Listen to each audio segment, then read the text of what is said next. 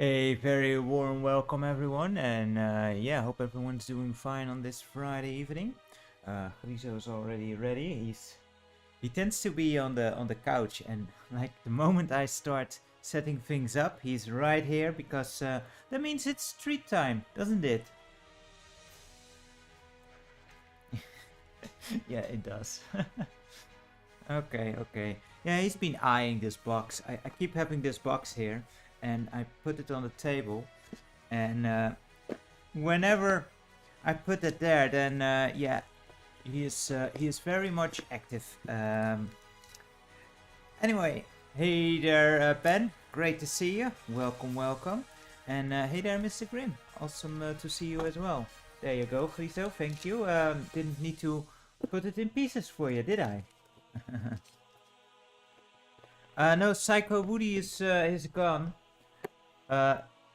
Psycho Woody, he was a bit of a pain in the ass. He kept being falling over and stuff, so I got rid of him. He's in the other room, chilling out. Hey there, Ed. Great to see you. I've been feeling quite terrible this week, so today just a tea. Feel much better today, by the way, but still not super hot. But you know.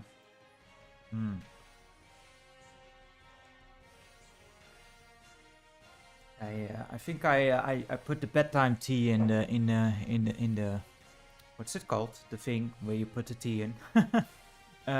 So you know I'm gonna be a riot.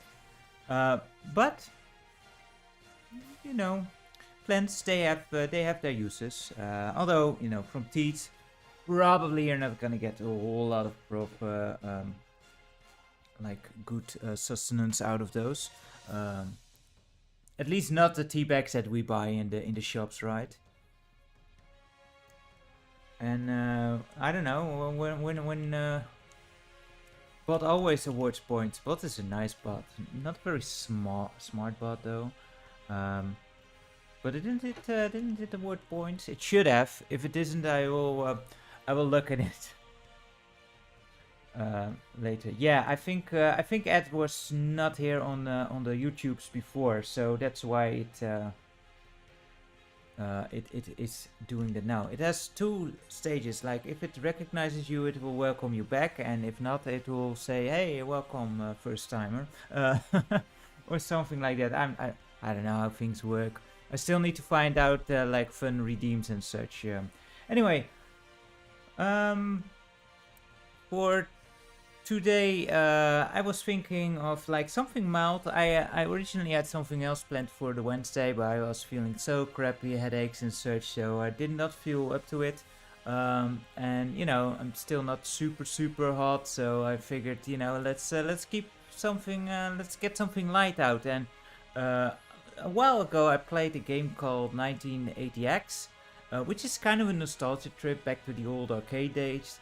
with a couple of games you play through, and there is a story there. I will say that to me, the story is by far the weakest point of the game. I won't say too much about it because I don't want to. For those who haven't seen it, you can come to your own conclusions. But for me, the story didn't do it and the way it's told. However, the game is lovely in the other areas, like the presentation. The pixel graphics are amazing. The music is really good. It's like this really nice like synth music. It's not really based on too much 80s. It's kind of like 80s, 90s, but it's still really nice. So I figured, let's just have that. It also isn't a very long game. I should be able. It's probably the worst aspect of the game for most people. You can play through it in an hour if you know what you're doing, and there is basically also no deviation. You just go from through the games, and there is no like way to screw things up. But you know me, I will lose some lives along the lines. And yeah, it's Ice Cap Zone music here, lovely music as well. Yeah, there's 5 games in total. I think there is like 2 that might cost me a few retries. We'll see. It's been a while since I tried it. And if we really go fast through the game, then we can always, see if there's something else, if I'm still up to it. Anyway, let's head over to the game screen and see if I can actually make everything work, which is always, a big question in and of itself. I should have the game loaded up here, so if I just alt-tab here, it should wonderfully work, right? Yeah, there we go. And hopefully my controller works now as well. I've been recharging it, so we had a full battery, because I've seen enough streamers who were with a dead battery. Yeah, and that works as well. Please let me know if the audio levels are alright or not. There is voice acting in the game, so I will shut up whilst that plays so you can enjoy this wonderful story. And if I need to adjust something, I need to alt-tab out of here, and that will mean that I lose focus of the game. So that means that the audio and the video will actually pass, just so you know. It's not that the stream has been interrupted by buffering or anything. Anyway, so let's just start the game here and start from the beginning, because I guess, yep, there we go. It starts because I went through it before. When was that? I think a year ago. I think this game came out in 2019, I think. Anyway, we start at the top at Beating Heart. Let's go. And yeah, this is first off a beat 'em up as we are starting out. We basically will go through different genres.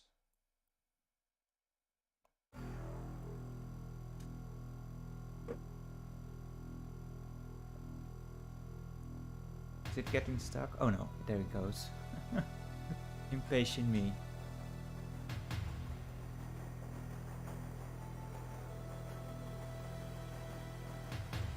And yeah, you can guess what kind of games did inspire it. It tends to be rather obvious. Hey there, let's play. I'm sorry, I'm always getting watch replay retro. Hello there, welcome. And yeah, Dream, I do stream occasionally. I'm not very good at it, but we try. Okay. So Beating Heart, first game of this one. This is kind of weird because it's kind of contextualized that it's already in a game, but the protagonist or the person about the story is not even found the arcade yet, so it's kind of weird like that. So anyway, let's press start and insert a coin. And we can insert more coins. Oh no.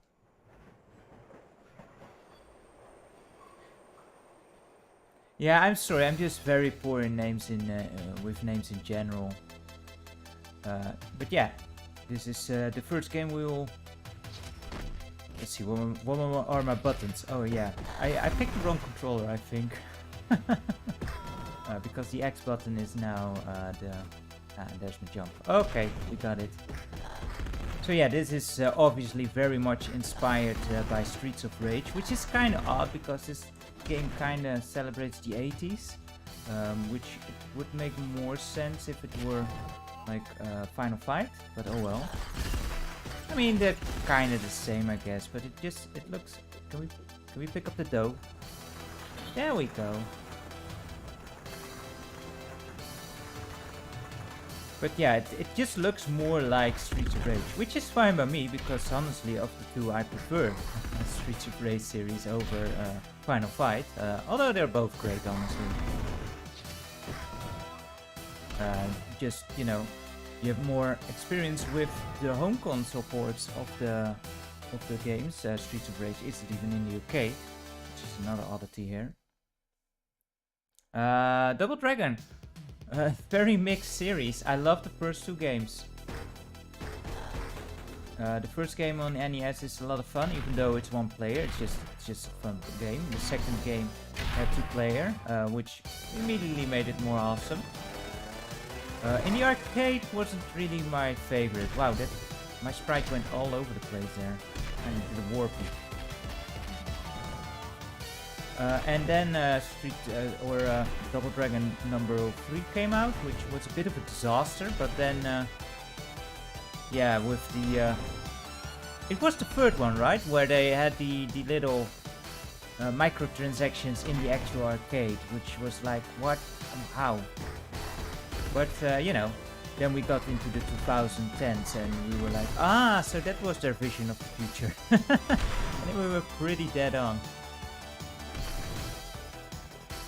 It's kind of weird to explain, but like the controls in this feel a bit weird. It's like some of the moves are missing a few frames, like especially like the jump kick. Like as you connect, it feels a bit weird. I'm not sure how to explain it, but it just feels like it's missing a few frames. Let's get some food in. I think there's also a special which I haven't used because generally speaking specials tend to... How did I hit that motorcycle? That makes no sense.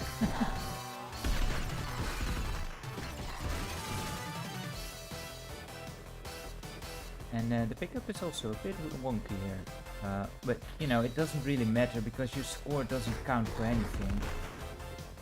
A bit more health. Go. Not a lot of health though. So what is the actual...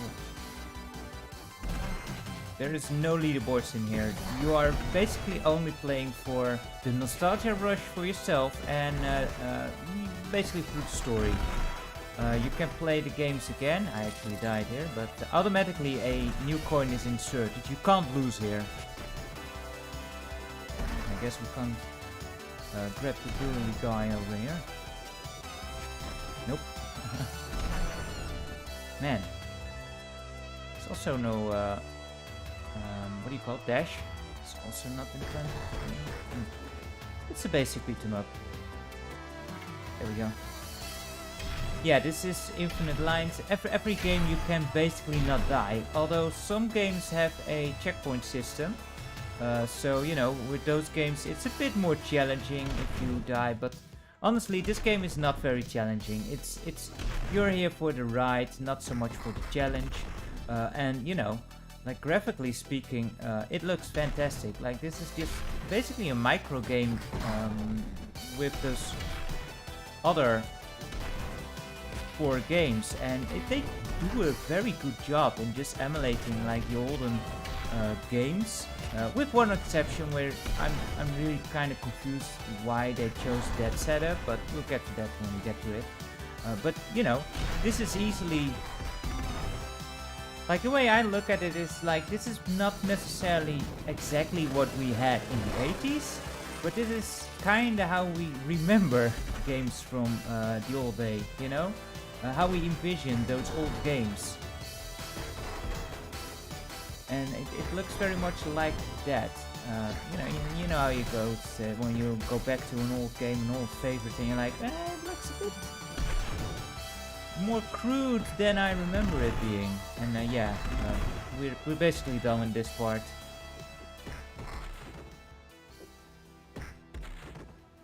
And I guess we get beaten to a pulp now. I'm not sure what else to make from that. But anyway, cutscene time, I suppose.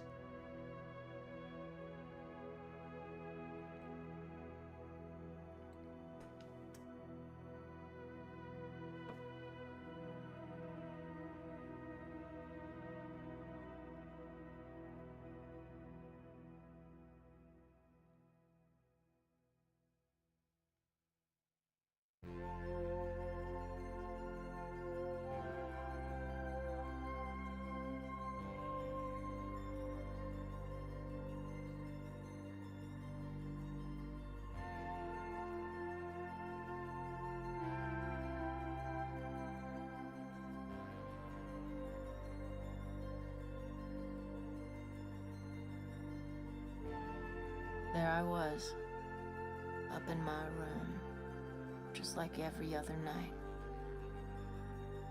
counting taillights on the highway.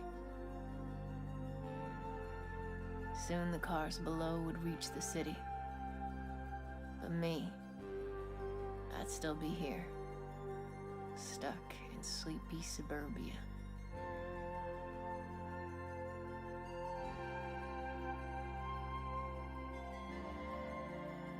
Or so I thought.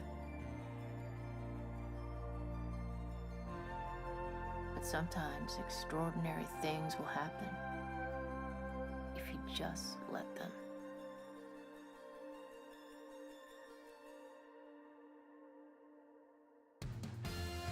Retro Mickey, this is, as you can see, 1980X. It's kind of a nostalgia trip through different games. It's 5 different small games to just go through, tied together by this story. And yeah, I think the same guy actually composed some music for this game as well. For the Streets of Rage games. Although, you know, Streets of Rage, the beat 'em up section is done. We're done now with the beat 'em up section. Next part will be, what is it? I think, no, you know, we'll just let it go. I think the shooter, which is probably going to be problematic for me. And it's a very short game, but you know, that's fine for now. But it's, aesthetically, it's very pleasing.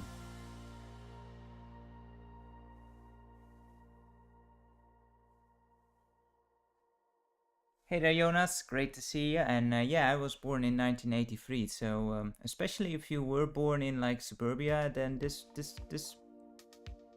might ring home a bit.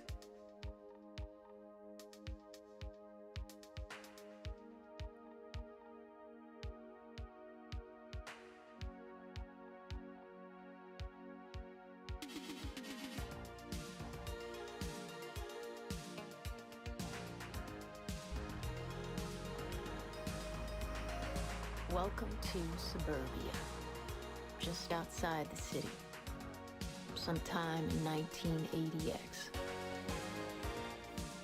What you see around here used to be all that I cared for, because it was all that I knew. It was here that I'd met my first friends, rode my first bike, found my first love, and found out that nothing lasts forever. This is the place I grew up in and grew out of. A place I loved and hated. I remember walking around these blocks for hours, just waiting for something to happen. I knew I needed to move forward, but every day felt like I was on a road to nowhere. The same office buildings and cheap restaurants, the grocery store, the laundromat, and the video rental place, where Dad used to take me on the weekends. He'd be looking for classics, while I was more into superheroes. Oh man, we could go on forever. But then, we didn't go there anymore. It was no big deal.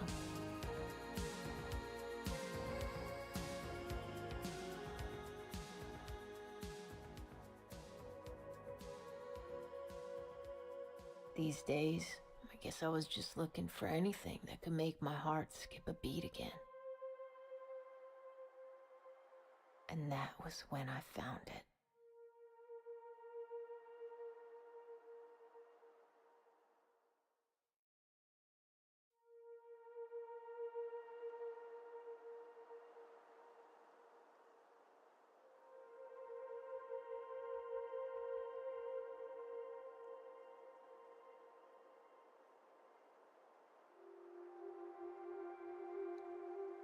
The factory was built long before I was born, but had been shut down and abandoned for as long as I could remember.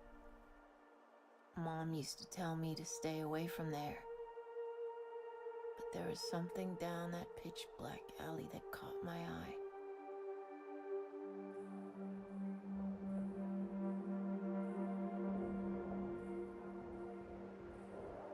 It took all the guts I had to go down the stairs. The basement air was thick with cigarette smoke and 10,000 volts of energy. And in the midst of this electric haze stood an army of high-tech creatures, their huge crystal clear screens flashing before my eyes. I'd seen video games before. Dad even brought home one black and white model when I was really young. But this was something else. Something you could not take home with you. And this place was definitely no hangout for children.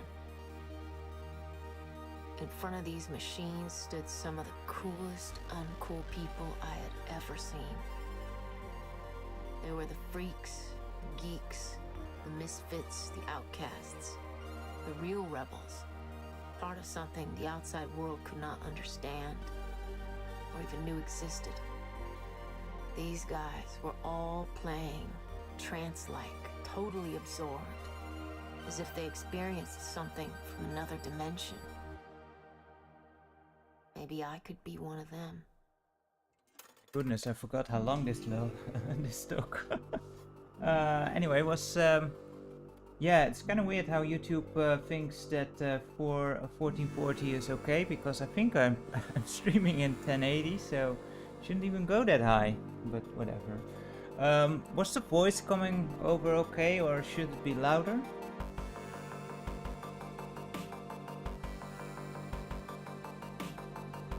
Yeah, sure, Retro Mickey, Streets of Rage is also one of my favorite series for sure, especially the second one is just amazing. I've only played a bit of the fourth one actually, not too much. Should really get to that as well. But yeah, especially the second one was one of our most played Mega Drive game for sure. Anyway, let's head over to Out of the Void, which is now the shoot 'em up section, which is also very much inspired by a one particular series, honestly. And there's no auto fire, so you have to keep pressing, or you can keep it pressed down and then let's go for a bigger shot. And yeah, let's see how I screw this up. I think you have 3 hits per life and then 3 lives.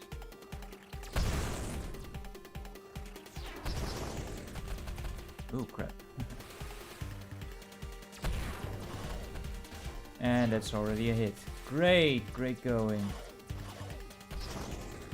Yeah, I'm not too good with shooters in general, so it's kind of nice that your ship, well, not nice, but you know, kind of nice detail that your ship starts smoking and you take damage. Kind of neat effect.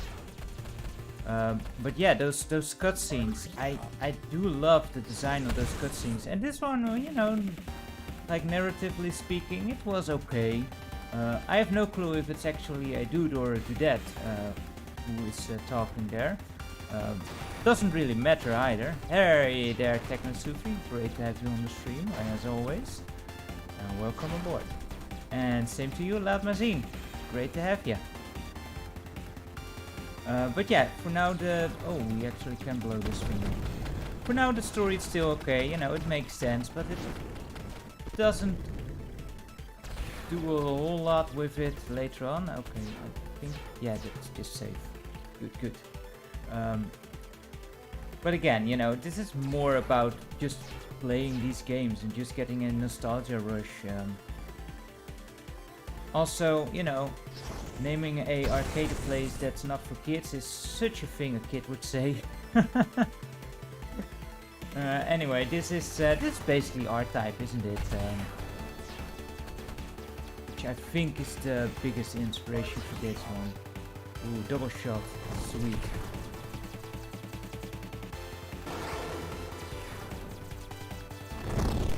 Whoa. Which game was that, Mickey?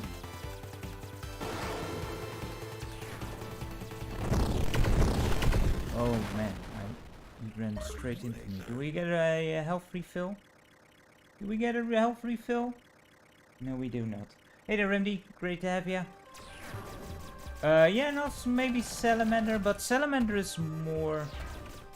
Salamander, you know, it's more where you pick up the, like the Gradius style. Although, you know, this just has many games in it, honestly. But I find it most reminds me of R-Type.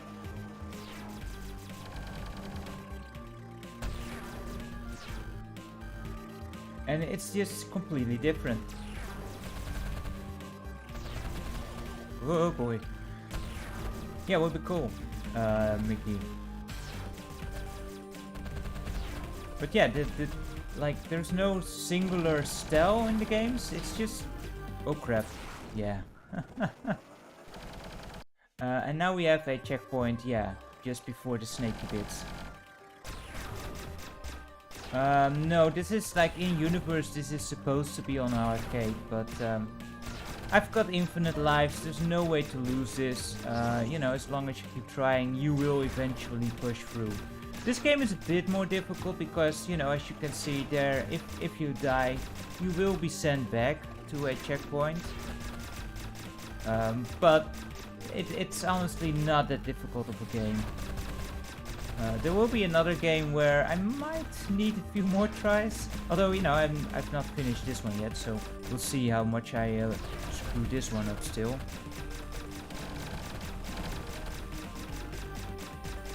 But yeah, bullets, generally speaking, not a thing I enjoy.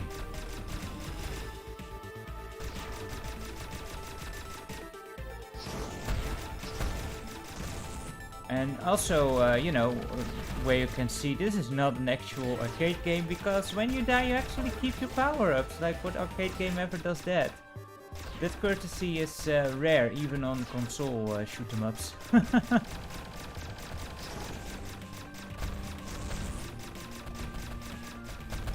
I had no solution there, I just plowed right through. Oh boy.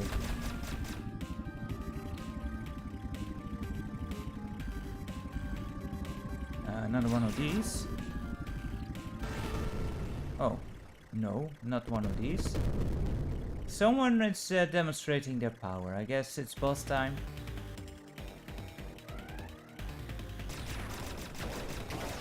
Whoa.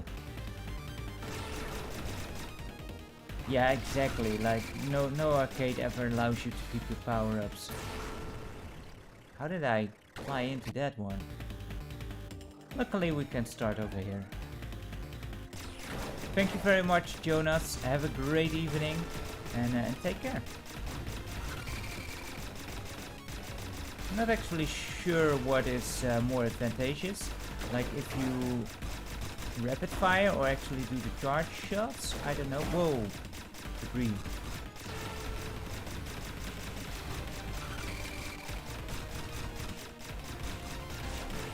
Oh.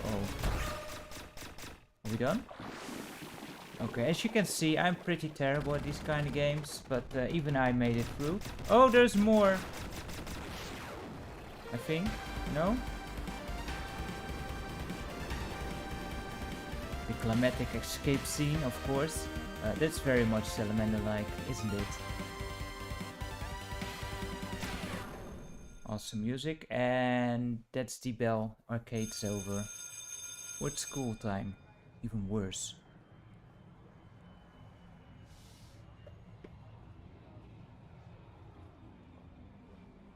It wouldn't be fair to say I didn't do my best in school. At least for a while, I really tried to make it work. But now, walking those hallways with all those people, I wasn't really there. I was on an asteroid somewhere, fighting space invaders. But then there was her.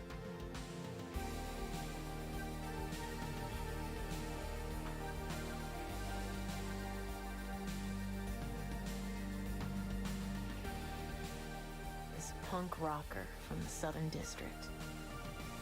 She was the wildest thing I'd ever seen. Oh man, that girl was born a rebel. Free to go wherever she wanted to.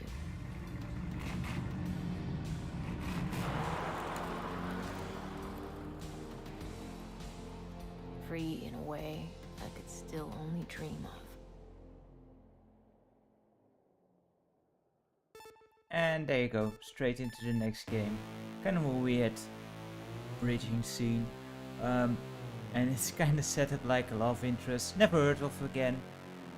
It's just like the story to me is kind of the weakest part of the game, apart from its length. But you know, kind of these bite-sized things. It's kind of thing I also enjoy, so I don't mind it as much.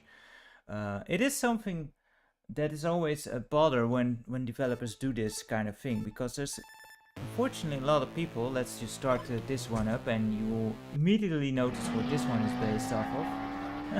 It's hard to miss.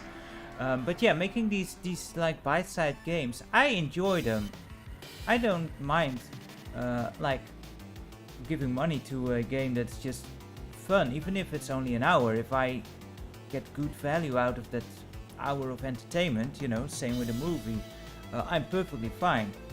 But unfortunately, there is a lot of people out there that will play the game and then immediately refund it because they finished it, and that's all that counts.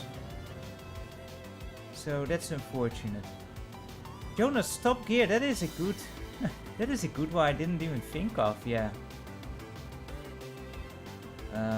yeah, the SNES one.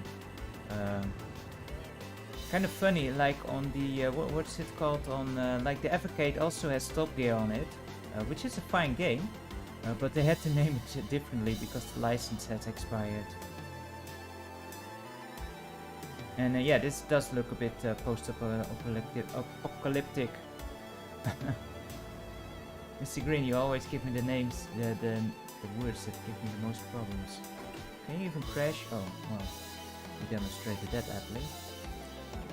Again, this one you cannot fail at all. Because, you know, as soon as the timer runs out, our guy just throws in another credit. And this is also a narratively driven section of the game, because soon enough we'll just be driving and our dude will be talking again and just going through a monologue for quite a while, I think, if I remember correctly. Which is kind of a shame, because this is actually a pretty decent arcade driver like this. And yeah, La Mazine Lotus, also one of my favorite, well, not arcade races, but you know, one of those that was inspired by those Sega Scalar races for sure. Especially Lotus 2, I played the hell out of that on MS-DOS. Or in MS-DOS, I should say. Such an awesome game with the Turbo Zone. But yeah, all those different zones were cool. But yeah, we are nearing the city now. And I think that's where we get a ridiculous time bonus, which is, you know, the point where you know, like, okay, now it's just cutscene time. Which, it's a shame. I wish there was more to this game. Look at that. 215 seconds.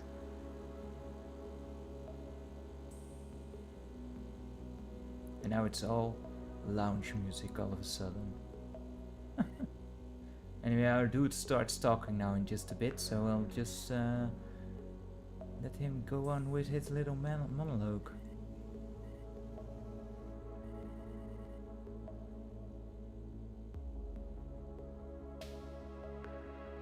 I started hanging out in the arcade almost every night. Standing there beside the other players, watching every move their fingers made. This was the real thing. Another life was just one credit away. Down here, I found new worlds and new meaning. I could be whoever I wanted to be. Travel to outer space, experience fantasy and fear, or just take a walk on the wild side of town.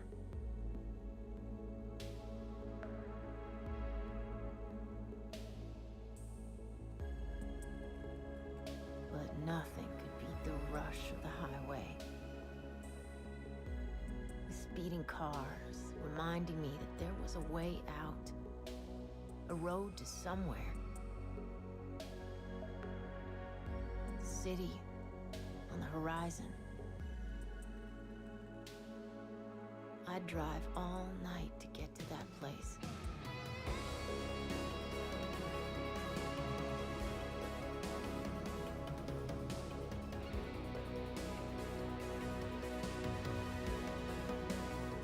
Yeah, this looks fantastic. I just wish there was more of it. I think he's done with his monologue. If not, I will shut up again. But yeah, now there is not much else to this, and I don't know, just a shame. I wish, like, especially once you're done through the game, through the story, I wish like you had another mode where you had just expanded on each of the games, you know, gave it a bit more depth. But unfortunately that's not the case. You can go back to each of the games, but you know that also this is supposed to be an episodic game. This is the first episode, these 5 games. I'm not sure because it's been a while. It wasn't just about the escape. It was about transformation. Every visit I made, every game I uncovered, every move I mastered, I felt stronger, more confident. Some guys said I was nothing but a dreamer, completely out of touch with reality. But I don't know. Down here, I was free. I was in control. No one told me where to go or what to do. The only bad part about it was having to come back up to the real world.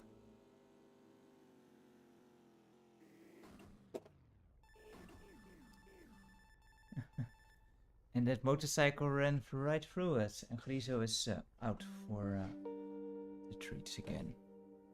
So if you heard something, that was him throwing the box on the ground. Look at these graphics, man.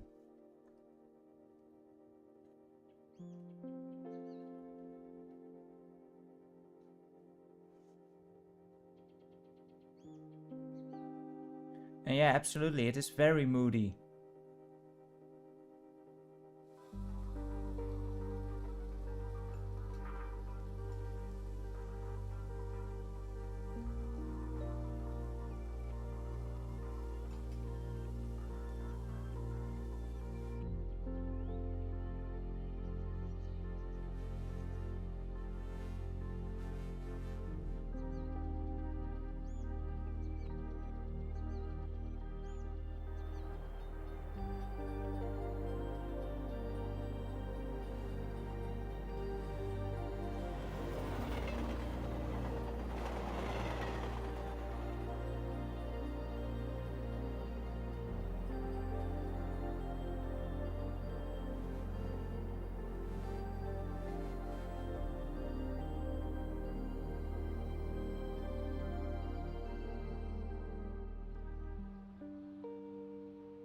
Back when we were kids, life was so much easier. You could go from bug collector in the morning to bank robber before bedtime. Anything was possible.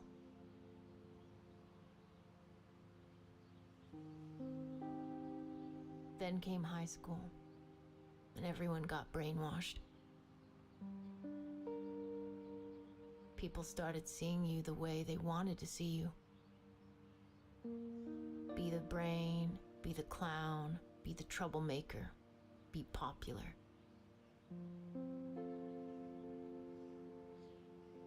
People would define you in the most convenient way. And then, that's who you are.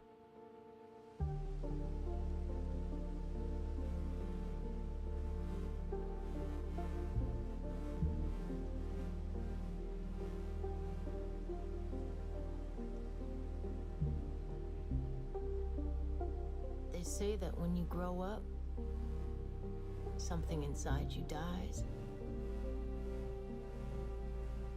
I'm still not sure if that's good or bad.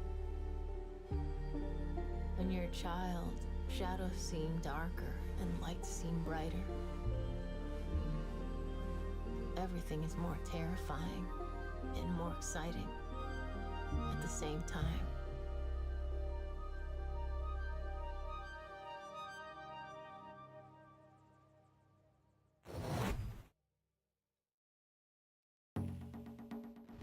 Off to the next game. I won't delve too much into what I think of the story yet. But this was really the part where I was like, I don't know about this story, but I'll leave it up to you for a bit for discussion, because I can also see why it would be liked so much. Anyway, time for another game here. What's my controls here? And there's jump. Okay, there we go. Get out of here, dudes. We're on some mission. This is the second game that might give me a bit of issue where I need a few retries. Because this one can get a bit tricky actually at the end. But we'll see, we'll see. Oh, I thought you would shoot more. But nope, only once. Good to know. And there's only jump and also a slide, so you know it's kind of like a like one of those auto runners a bit, but also you know very much like Strider with the blade or the Shinobi games. I'm taking all the hits. Yeah, I'm already almost dead. That's not good. I would prefer to at least go through the first part if at all possible. Holy crap. No ninja stars. This dude does not do the ninja stars. Oh boy, almost ran into that. Yeah, this one is a bit fast-paced. I said this might give me some problems. And this is the easy part. Like this should not give you problems at all. But you know, we all know my legendary skills by now. And this is one of those games that actually sends you back to a checkpoint if you happen to die, so hopefully I won't, because I don't think yet. At least now we can die.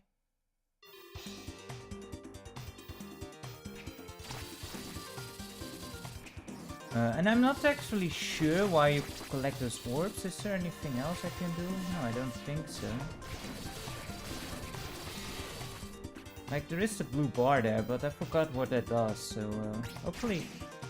The dude ran straight into spikes. Yeah, maybe a special attack, maybe it's for later, I just don't remember, but none of my other buttons seem to do anything, so... Yeah. Yeah, as you can see now, it becomes a bit more hectic. Kind of interesting because the orbs also seem to go to the beat of the music.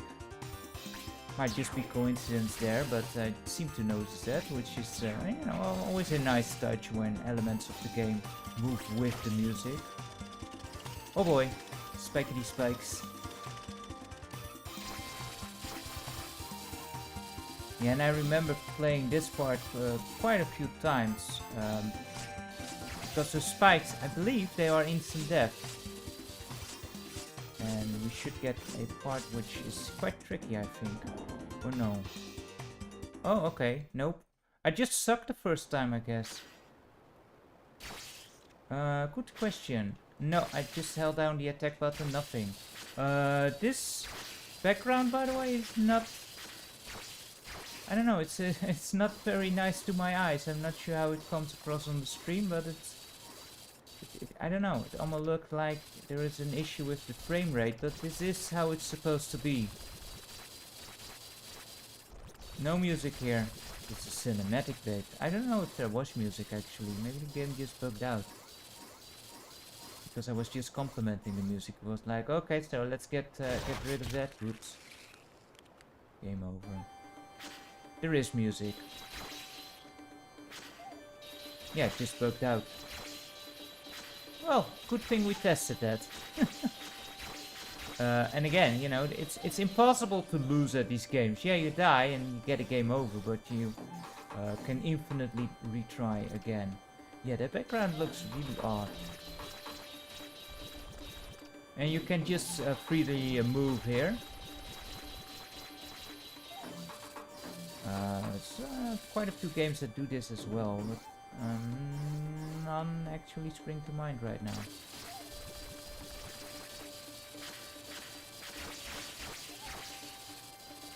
Yeah, it's basically just a sprite. But that's kind of also... I'm not sure if that was intentional. Oh, this was probably the part I had trouble with. Again, no music. Let's walk into a hole here because we can't go... I'm not sure. I don't remember this being an issue when I first played it. I can't even die now on purpose. Usually that's my special skill. There we go. Much better. I do lose my my power-ups, not that I had any use for them.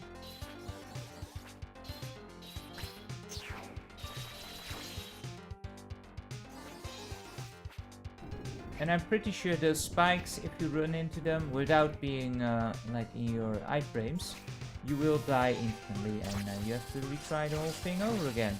Which I will probably demonstrate at some point, don't you worry. Hopefully not. I think there's only one more section after this one, with the boss. That's where maybe the power-up comes in play. I don't remember. It's been a bit of time since I last played this one. Ugh.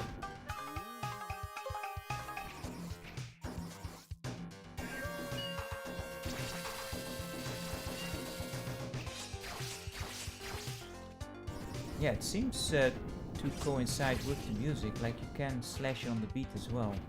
Oh, wrong button. Or not wrong button, just slow on the button, I suppose. Bottomless pits, always fun.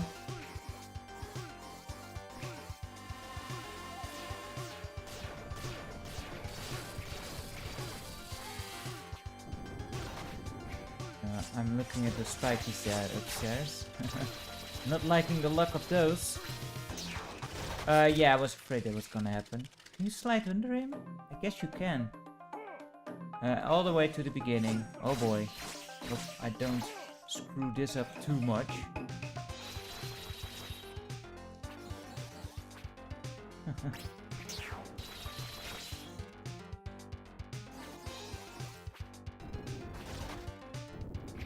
But you know, that is kind of the experience of the old arcade games, you know, retrying the same level over and over again until you finally succeed, or we're out of money.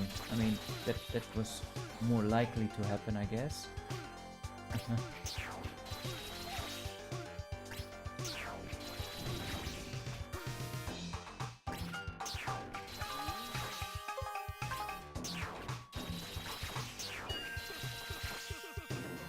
Yeah, you've been doing a lot of trials, huh, Ben? I've never tried it. It looks very difficult for me. But I can imagine that, like, because it's so skill based and oh crap. Pay attention, Seb. Almost dead. This is not good. Like, if it's so skill based, like if you succeed, then like the rush you feel, you know, that is just amazing. Like that hit of dopamine and satisfaction. That's just great with those skill based games. And it's back to the beginning again. Oh boy. Not sure why I jumped over that dude. Let's try to focus a bit.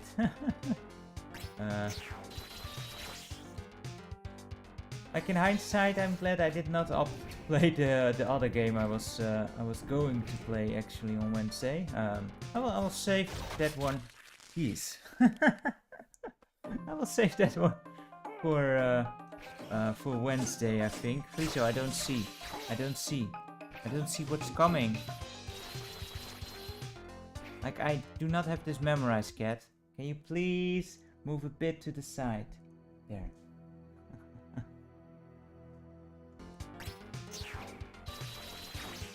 I should actually test out if I can duck under those shots, shouldn't I? Oh no, Friso. Oh, I can also duck under those. Yeah, not under those, of course. Friso, now you're on the keyboard. Oh man.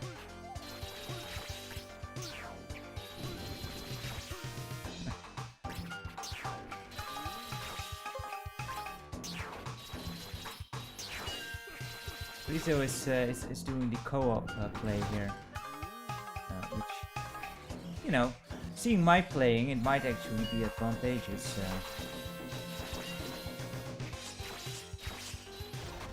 Man, I totally whiffed that one. Okay, Seb. Let me have a bit of a drink. Friso, you're ducking.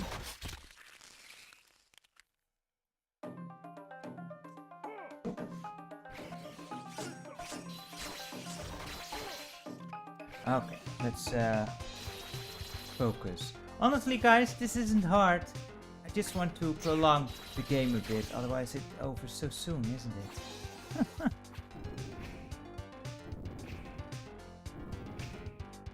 But yeah, this is probably also the part I remember that gave me a bit of issue. And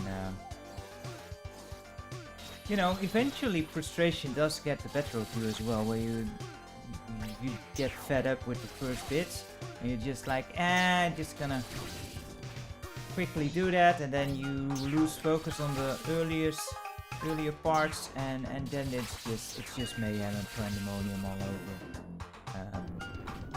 At which point you have like a defeating circle, don't you? Because you will get more frustrated. We all know how that goes when playing games, which is extremely frustrating, especially in those arcade games. Because of that monetary entry point that you need to commit to, unfortunately.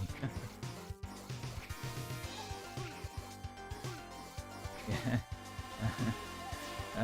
I once tried for Friso, like use those apps for on the tablet with cat toys that move around. He didn't care much for it. There we go. He did enjoy chewing on the cord though.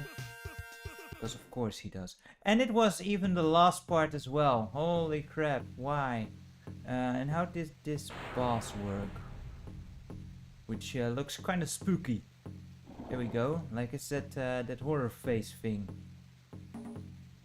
Like Japan does have those mask creatures, like I'm not sure what they're called, but yeah, touched him. You're dead. Oh. Okay. Yeah, I need to see how this works again. Oh no.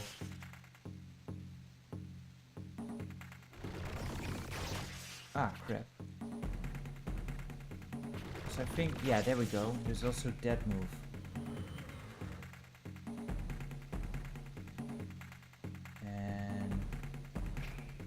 will be able to hurt him, I suppose.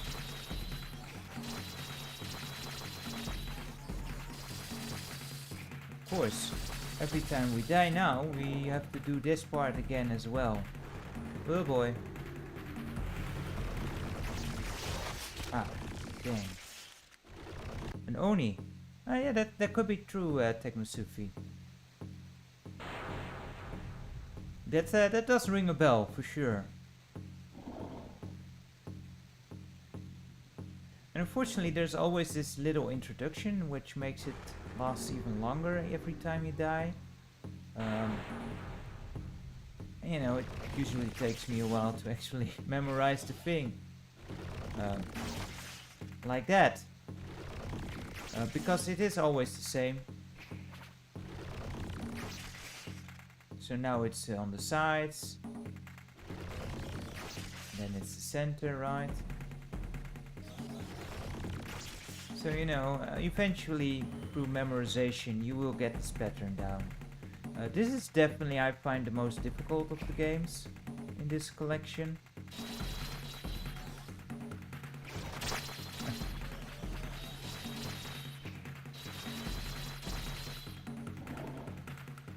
Because it's just way more reaction based, isn't it?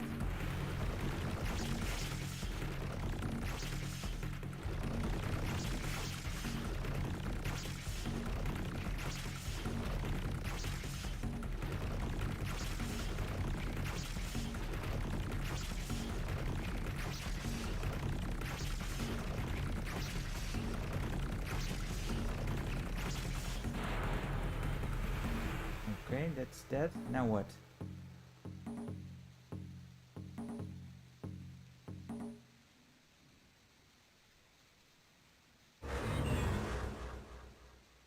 Spooky. Is that it? No boss time? I think that's it, yeah. I thought there was a boss section as well.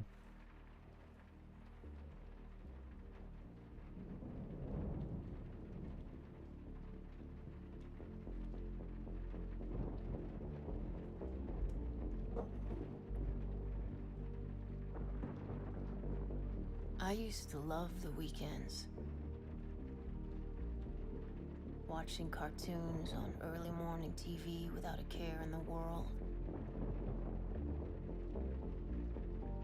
The whole family together, free to do whatever we wanted to. Going for long rides in our car, me falling asleep in the back seat, and getting carried to bed when we got home. But then this thing with Dad happened. And now, I wasn't sure our family would ever be able to put the pieces back together.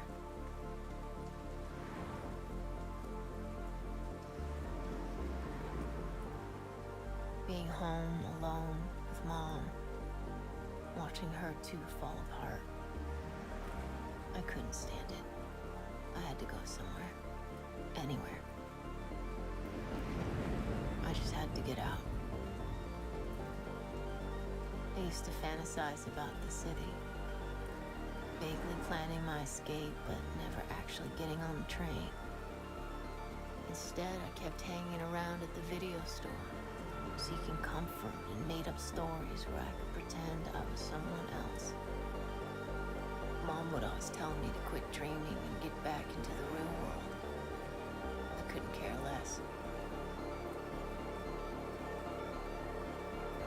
That night at the arcade, everything changed.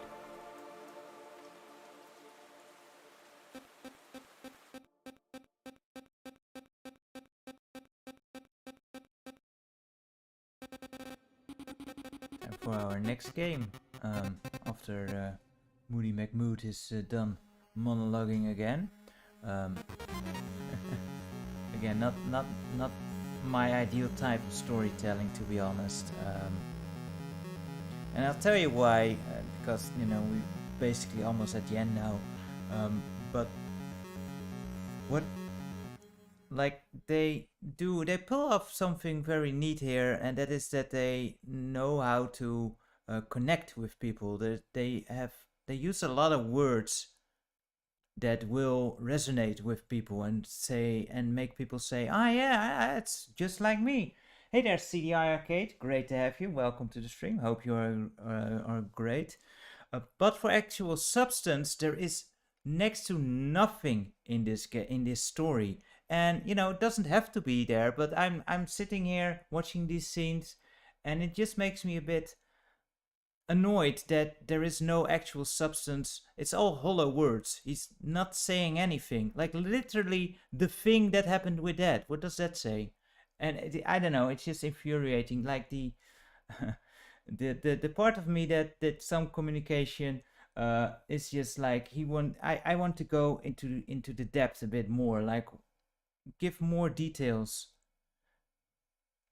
But it does really well in connecting with people, and maybe that was the intent as well. But it feels like it's like brought as a coming of age story, and I don't really get the story.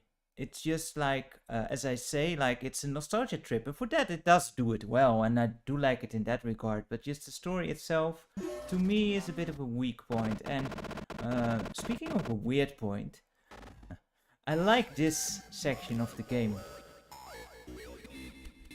a lot, but like in universe it makes so little sense to me, because this is a dungeon crawler, and do you know any arcade dungeon crawlers? It's kind of weird.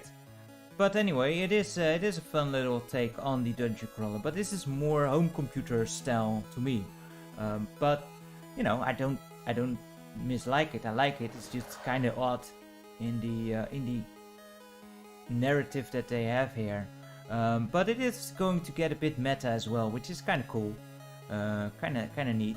And yeah, it's just like it's so surface level language that they use, and that's kind of.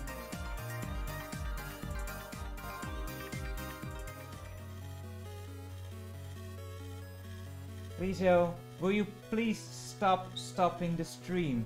Oh man. Anyway, where were we? Right. There. So here we have beam, slash, and hack, and heal. And each enemy will have is susceptible to one particular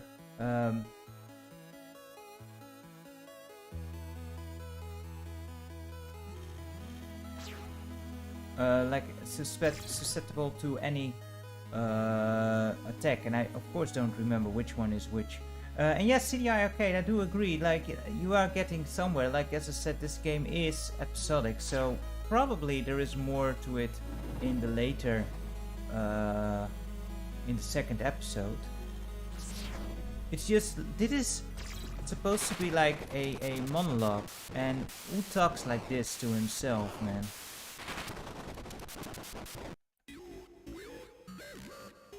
And it's so surface level, and yeah, part of me just wants to go deeper and chunk down, as they say. And it seems to be, to me, it seems to be intentionally done to connect us to as many people as possible, to just build rapport with the player, basically. And it works well, I think. Which also something that I did not know, like if you press beam here, like you have this reticle, and I did not know that you actually have to press again. I kept doing low damage the first time I tried this out. There we go. Beam for the slimes. Just a kid. Yeah, as I say, this game is going to get a bit meta, so you know, it's kind of neat. You will die here a couple of times. It's inevitable, I think. And we need to destroy 3 dragons, which we can see in the corner there, and one is right up ahead, but I'm just going to avoid it because we can't kill it anyway yet. We need to power up a bit, so let's do some more. These guys seem to be hackable, don't they? 69 damage, of course. Let's heal up. And yeah, Ben, sorry about that. What happened was Rizzo tends to lay on my keyboard, and for some reason he manages to hit the shortcut key for ending the stream, which is Control 0. Which I don't know how he does that, but leave it to Grizo. So occasionally the stream will just end, and it's because Grizo will plant his big fat ass on top of the keyboard. That was... we want to play a game, don't we? I think we need another level. I'm not entirely sure. No, Ben. It's not about the attention. It's about the treats.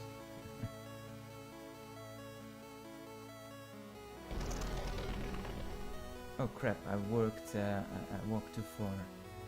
Yeah, leave it to this one to do that CDI arcade. Grizo is in his own world. What was he weak to? I don't know. Let's try Slash. 52. I think we can do better than that. Beam. Nope, Slash was much better.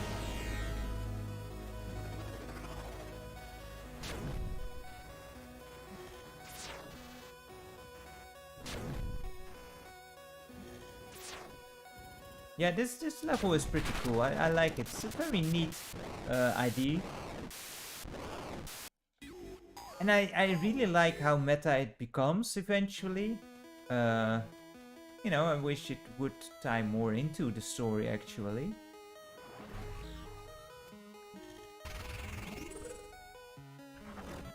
Because I do get like what they're hinting at, like the escapism and how things can start to merge. I think that's what they're going for as well. But I'm not entirely sure.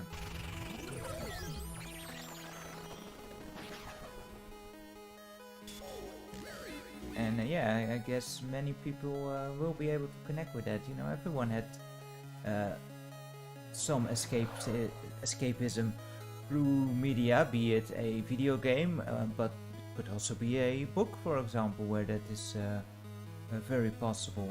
This was Beam, right?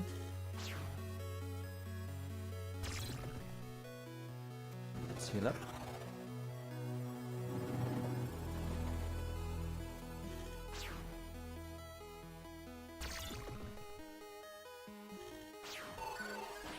There we go. I am Error. No, the dude in Zelda 2 is Error.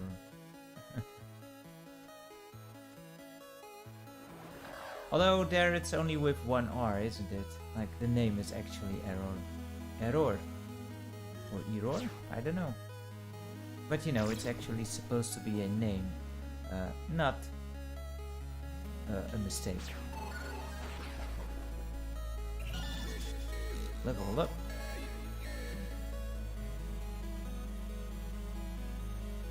No, because in Zelda 2 you have this guy Error and his brother is called Bug, isn't it? So you know it's kind of just a jokey name. I'm not sure if we let's try it. Why not? Because you know.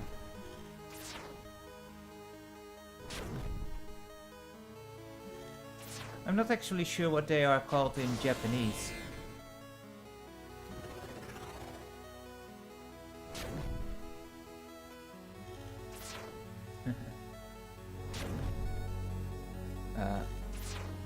It's win or lose? No, it's lose. Still not powerful enough. Yeah, you gotta... by the way, like this, you have to rapidly press the button to actually resurrect again.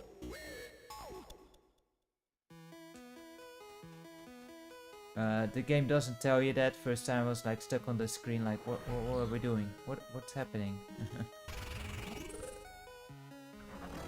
The Guen error? What does it say?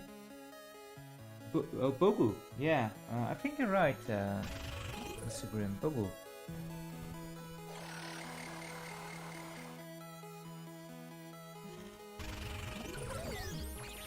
I should play that game as well sometime. Zelda 2. It's not my favorite in the series for sure, but it's still a neat game. Real difficult though, holy crap. Death Mountain is is not nice there. Well, it's never nice. I mean, it's kind of in the name, isn't it? But man, that place gave me issues. Some of the later palaces become stupid hard as well if you don't know where to go.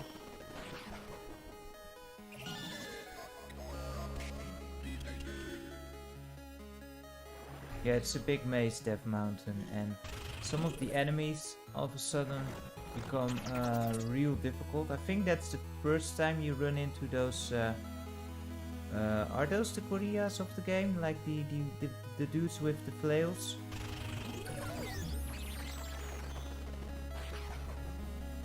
And you get introduced to the orange ones, which are the easier ones, and then right after you get thrown right into a red one as well, which is just like, wow, really, thanks game, way to ease us into to more difficult fights there.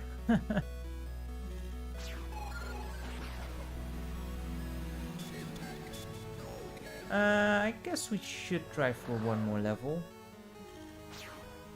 Shouldn't take too long.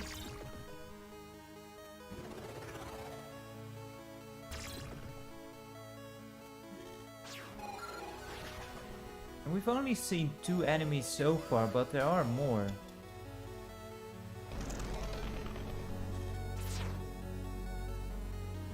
Yeah, we're doing a bit more damage now. Not much though. Oh boy.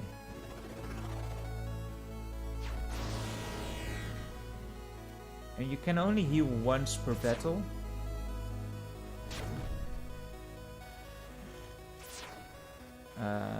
Still not enough. I'm curious. Should we hack this dude? I think... Because Beam only did 20 damage, so I'm pretty sure that Slash is the way to go with this guy. Anyway, eventually we'll have enough HP to tank him. Max level is 10, so you know, you can't infinitely level up.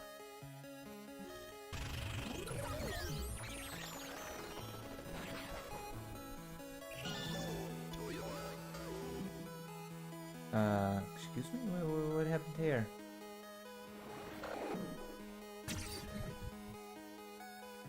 I think this one is not weak to... Well, let's try Beam. Nope, 30 damage. Slash it is. But just for science, let's try hack. If like one attack is more damaging. No, it's actually 2 attacks that do more damage. Okay, so we should try hack on the dragon. And there's 3 dragons and each is weak to another attack, so you know, kinda...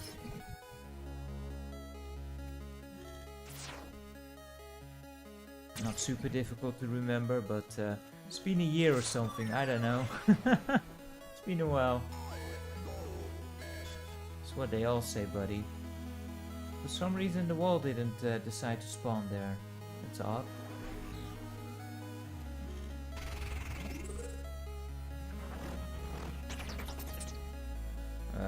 Come to think of it, I think I never closed down Adobe. Maybe that's eating a bit too much resources for the PC. to have this strange stuff happening. There we go, another buddy. What are you weak against, buddy? You look hackable. Yeah, that looks... Oh crap, I'm out of health. I did not notice. Also, we had the music issue before, which I don't remember happening when I played this before. But, you know, again, it's been a while. This is the final game of the set, by the way. After this one, we just have the ending, unfortunately. Yeah, again, the wall just stays gone for some reason. I hope not the other walls will stay in place, otherwise, you know, navigating this maze will become a bit more difficult.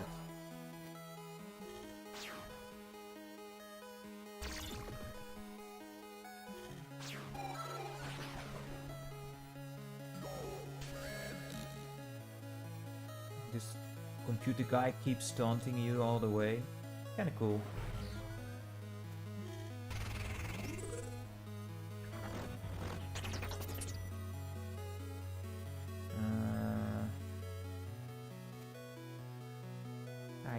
can heal up. Doesn't really matter, I think.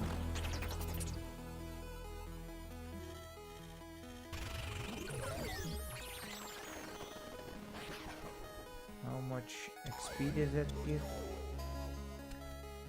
50 more. Like, this is the issue. I can go to the dragon, but we are down 36 HP already. Oh well, let's try hack. Oh yeah, definitely hack it is. No wonder we didn't succeed before.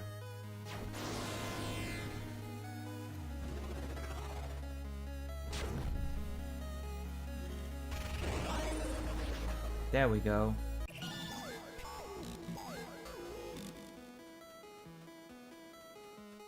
That's a kind of cool observation, CD. I didn't think of that, but that might be true. That it's the inner monologue going. It's kind of something that we all do, I think. You know, when we play games or when we talk to ourselves. So it could be very much the case there.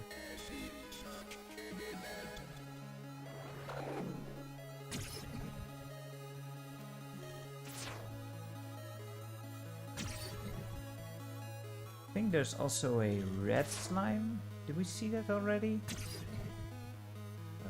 Let's heal up.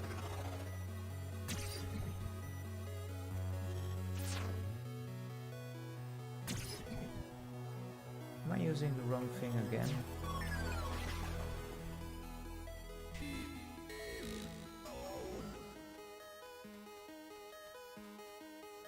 Like we all, play games and then contextualize things in our own mind a bit. Bring the game more to life. It's kind of what I was also saying in the beginning. Like when you go back to those older games, this is not necessarily how the games were, but more how we remember them being, I think.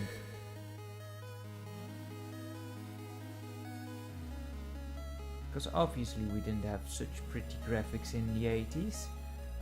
But they bring a lot of things that were done afterwards, which we might like couple with those memories of those older arcade days. I've never seen a dungeon crawler like this in the arcades though. Probably somewhere there is an obscure one like this. I don't know.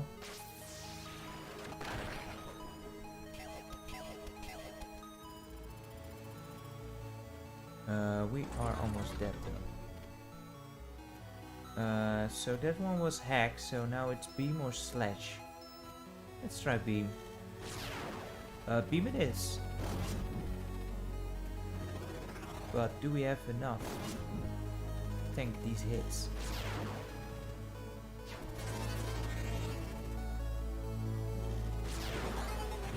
Barely, but we did it. Cool. Yeah, things are getting more and more distorted as we go now.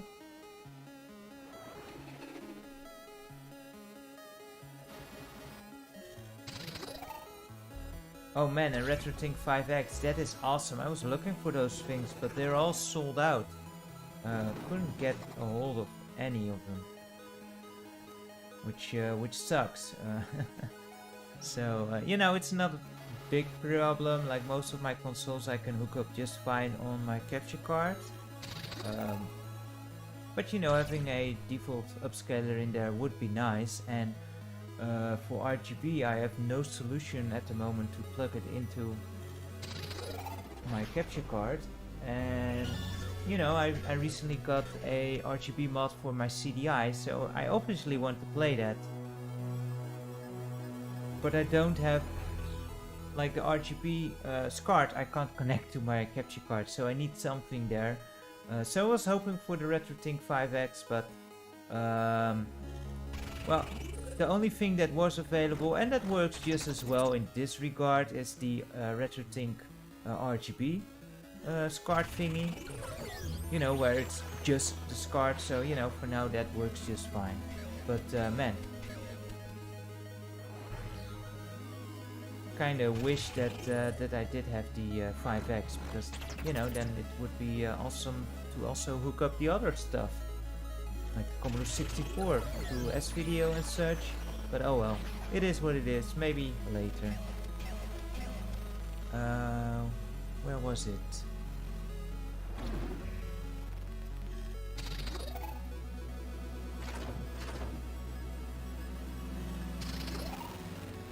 Because this capture card, at least it doesn't... Oh crap, I forgot we were out of health. Getting. Like my capture card can take a lot of signals and it's okay. Like it won't... Like many of the USB standard capture cards, they will go on a fit if you feed it anything that's 240p. They don't like that, but this one can take it just fine. But yeah, when it comes to interlacing, then you run into some weirdness now and then, which is unfortunate.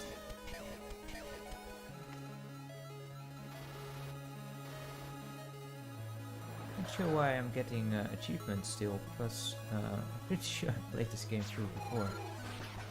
Frieza, what are you doing?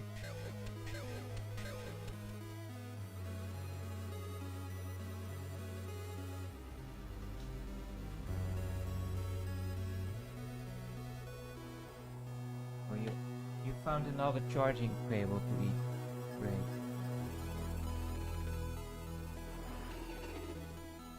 What was this dude? Susceptible to hack, I guess. Did I die at max level? That's kind of embarrassing. Oh well. Music is getting more and more distorted as well. I'm not sure if you can actually tell, but it's a pretty seamless effect.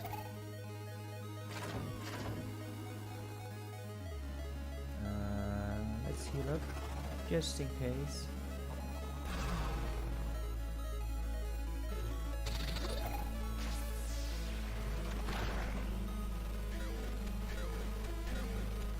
Here we have... No? Oh wait, we already did this one, huh? Did I go in a circle? Fortunately, there's no way to enlarge the map.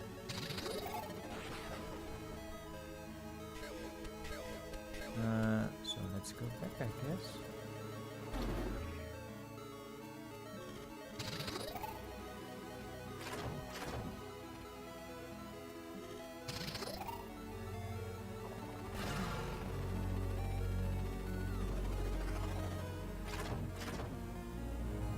Yeah, the music goes real trippy now. Yeah, I thought I was going to the left. Somehow... Somewhere I made a wrong turn. Not sure where that happened. Must have been on autopilot. Yeah, it's a tiny map, unfortunately, and there's no way to enlarge it. It's not a very big maze.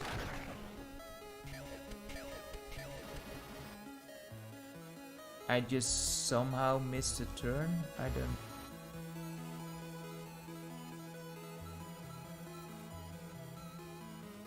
Here we go, I think. Yeah. I think I should refill my life just to be sure.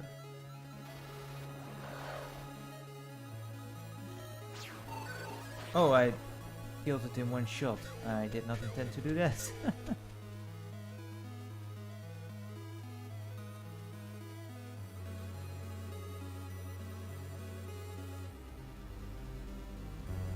Come on, is there nothing here?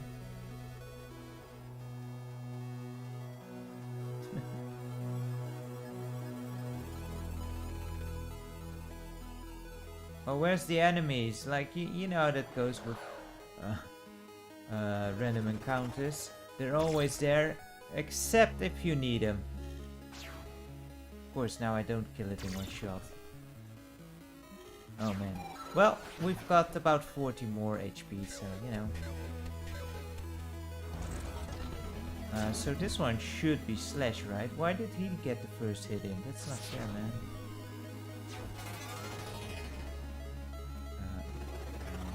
Get the heal right away. I'm not actually sure if the dragons are progressively difficult or if there's any difference in difficulty of them. But we broke the game.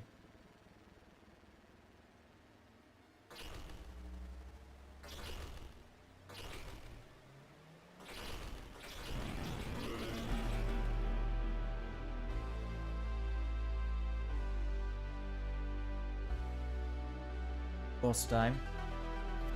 With what's her face from System Shock? Dang.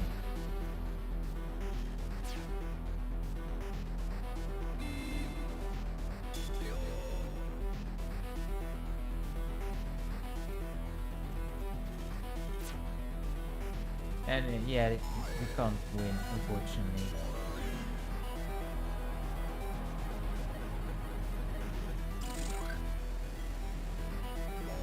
Shodan, that's the one, yeah. Looks very much like Shodan. Yeah, I love the music. Like, the music in the entirety in this game. The whole presentation of this game is just fantastic.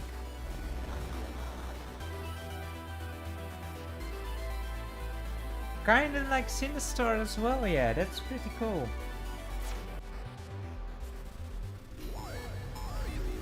Heck it, we'll try, but our moves get taken away. This part actually, the first time I played it, did bug out on me, where there was a slime on top of it and I couldn't finish it. Oh, I mistimed that one. Now it turned into Mom.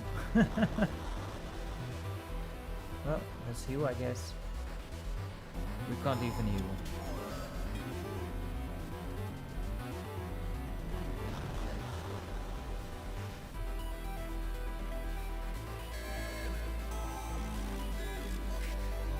It really is Mom.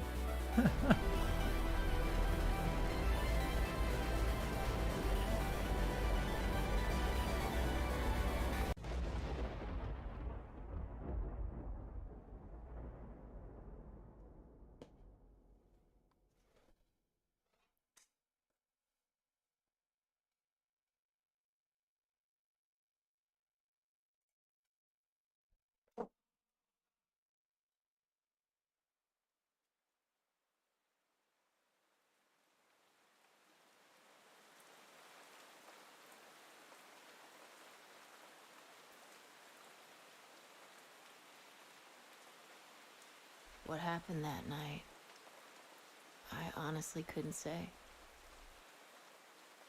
I was still there, but nothing was the same.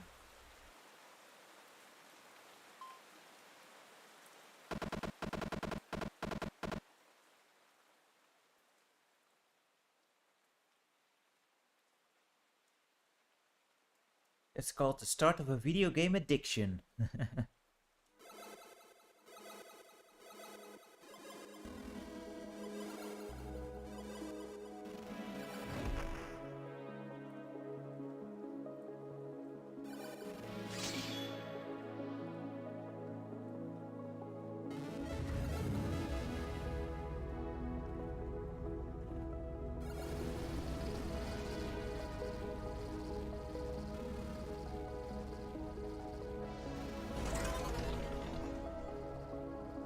The game was not over. It was just beginning.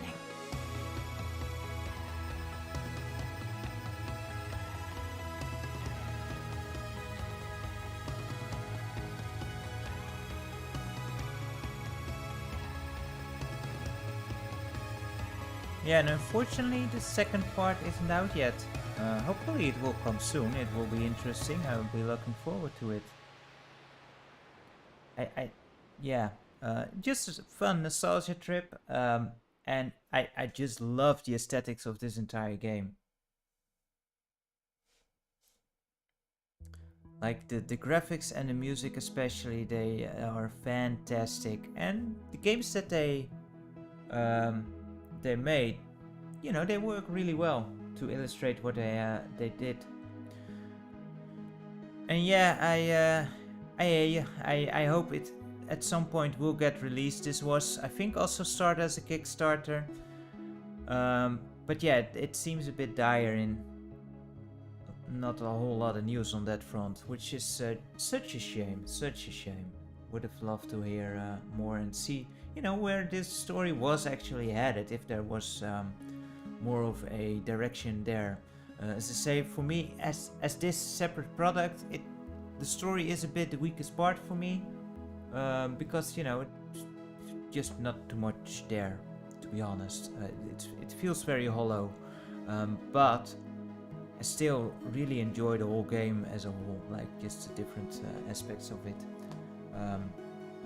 What time is it? I did not beat it in an hour, that's for sure. Oh well, 1.5 hours, so that's not too bad, I think. Oops. So what we could do is maybe do another small game if you guys want.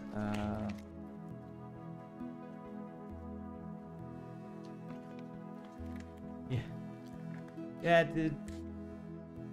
the order is yeah, it's also one of those games. I did not play it, but I hear it got a lot of critique for being just too short, unresolved.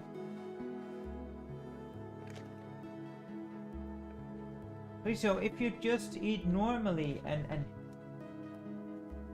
it's not going anywhere, man. Jeez. But yeah, just as a quick play game, really fun. I loved it. I liked it. I enjoyed myself when I went through it. Again, this is one of those big gamble games when they put it out there, because there's a bunch of people that go through it and they go, oh wow, that was within 2 hours. Time to refund the bastard. And that's a shame, because that means that these bite-sized games, they are so rare, and I actually kind of like it where games aren't too long to get through and just take you on a ride and an experience. That's fun, that's fun. So, you know, very cool game, and I hope the sequel comes out too. What else can we quickly play? Let me think here. We could go for a run on Tiny Rogues. Is that a game that you guys know? Yeah, it's such a shame where people go that route. You know, people are so focused on, like, you know, playing the game and just have this. They need a I don't know, man. It's just weird to me. People just go like, okay, I've beaten the game, there's nothing more to do, so I can refund it because it was not worth my time. And you miss the point of these kind of games. Same with a movie, you know. A movie can be fun too, right? And those don't last 10 days either. A game doesn't need to be 60 hours long to be worth your money. And obviously this one does not cost 60 bucks to begin with. I think it's only a tenner and should go on sale sometime, because, you know, that's Steam for you. I know you want more treats, but you already had some. You can't get any more fatter, you know. Well, you can, but we won't allow it. Speaking of cool stories, did you hear about the doggo in Portugal? The oldest dog right now, 30 years old. Can you imagine? 30 years old. I mean, I've heard of cats who become 30 occasionally, but if a dog becomes 20, then that is already very, very old for a dog. So 30 years old. Wow. And it had a cool story too. Well, kind of a sad story actually, but how he was the only survivor of his litter. Because apparently in Portugal it's kind of tradition. I don't know about this, so you know, I'm just going off of what was written in the article. But apparently in Portugal it's kind of a sort of tradition. If you can't take care of a litter of doggos, you bury the litter. So you know, they sophisticate, they die obviously, and this one was missed, and the kids saw that the mother dog was going to where she gave birth every day, so they followed her and they found this dog, and they didn't say anything. And apparently if it's after 2 weeks when the eyes open, then the tradition doesn't allow them to bury that litter anymore. So they waited until the dog was 2 weeks old, and then they told their parents, and well, that's how the dog was the only survivor of the litter. Bobby, I think it's the name of the dog, and 30 years old. I'm wow, super old for a dog. But yeah, cool story attached to it as well. And I think it was verified by Guinness Book of Records. Although, you know, you never know. Certain that someone was in there as well with some high scores. So, you know, how good is that Book of World Records, I suppose. But, you know, I wouldn't put it past nature to put out a dog that does last for 30 years old. Oh man, don't we know that sound, huh?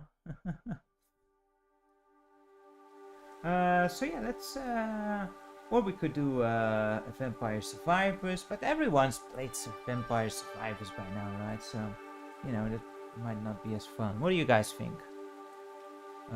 Should we try a run of Tiny Rogues? I want to exit here. Let me just go. Wait, how do I do this? There. That's that one done. Let's quickly go to this screen. So yeah. Well, you know, don't trust my taste too much. But yeah, Tiny Rogues is a fun little game. Let's start that up. And it's not a game I'm very good at or anything, so you know, this is gonna probably end badly for me. Did it start up? It did.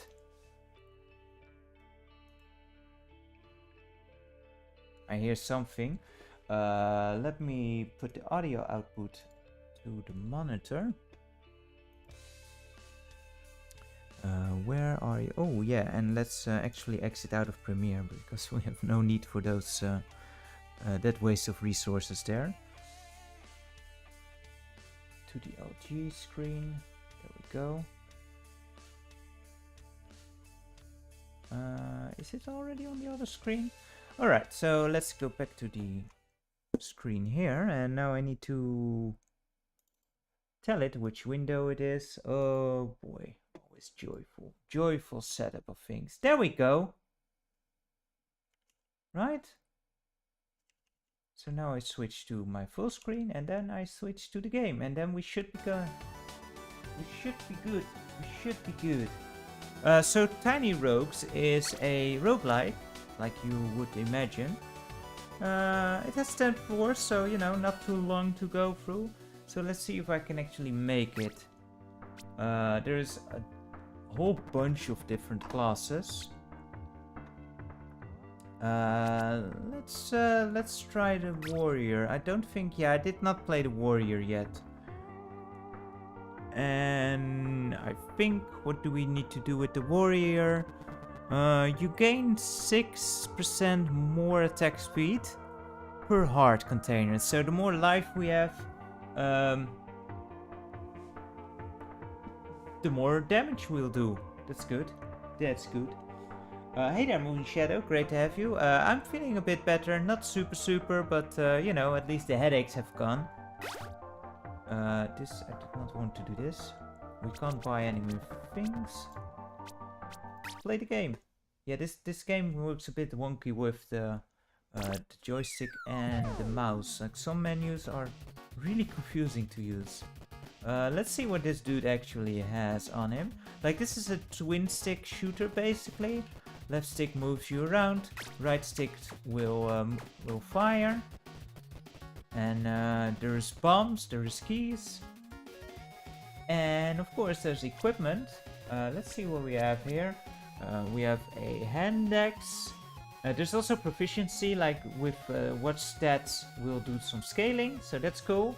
It's a lot of damage, attack speed. And I think there's also a way to...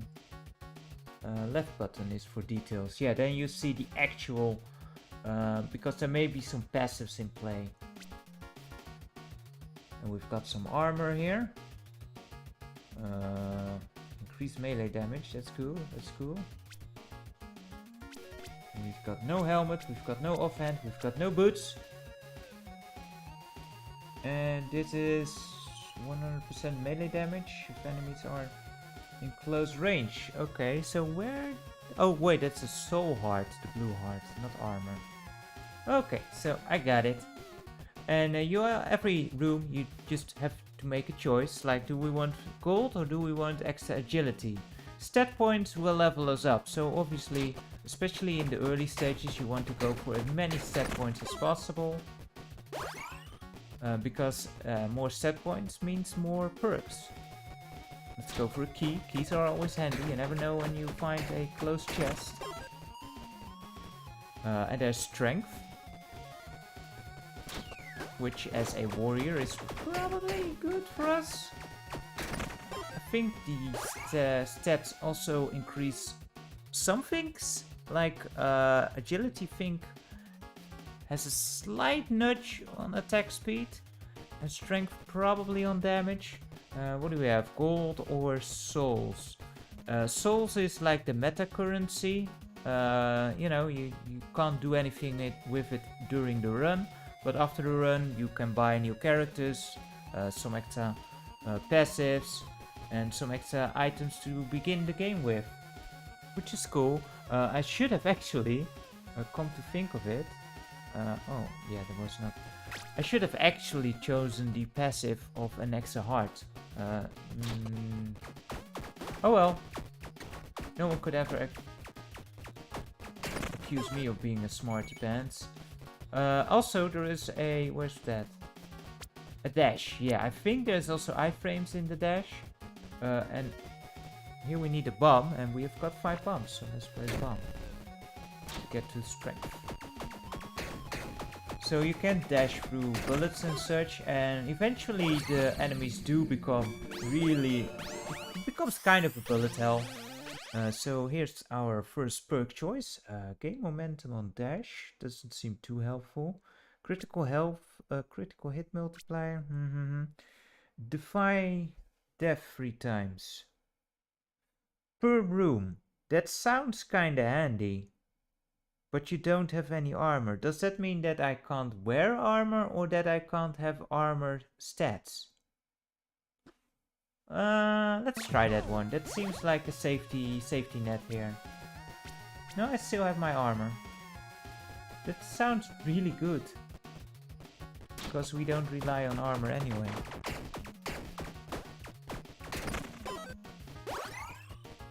There we go. Bombs or keys? We only have 1 key, so let's go for a key.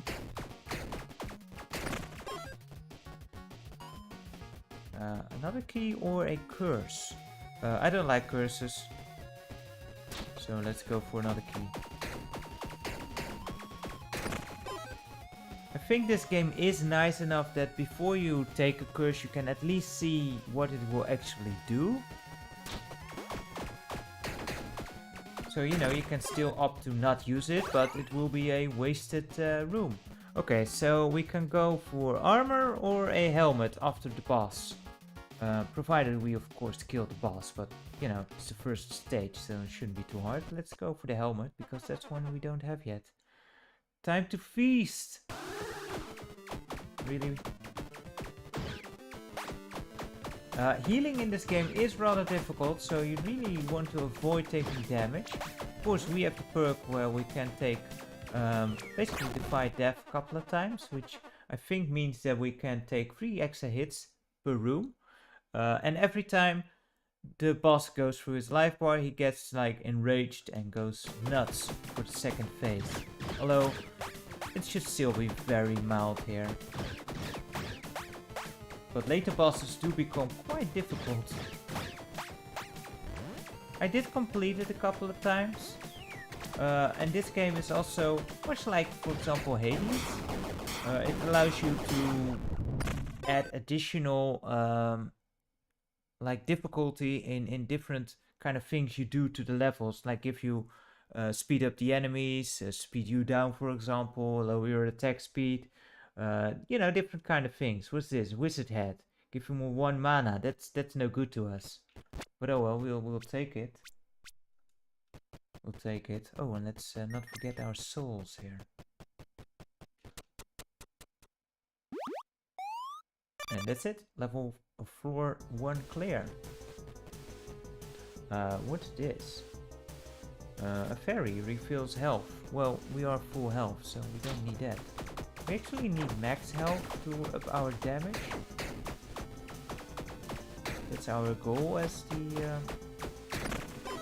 warrior. There seems to be an auto-aiming. I'm not sure if you can actually disable that. Also, I'm not sure how loud is this actually. I should have checked that out. Oh right, it's through the monitor, so we're good there. Sorry about that. And yeah, that's the problem if I alt-tab out of things.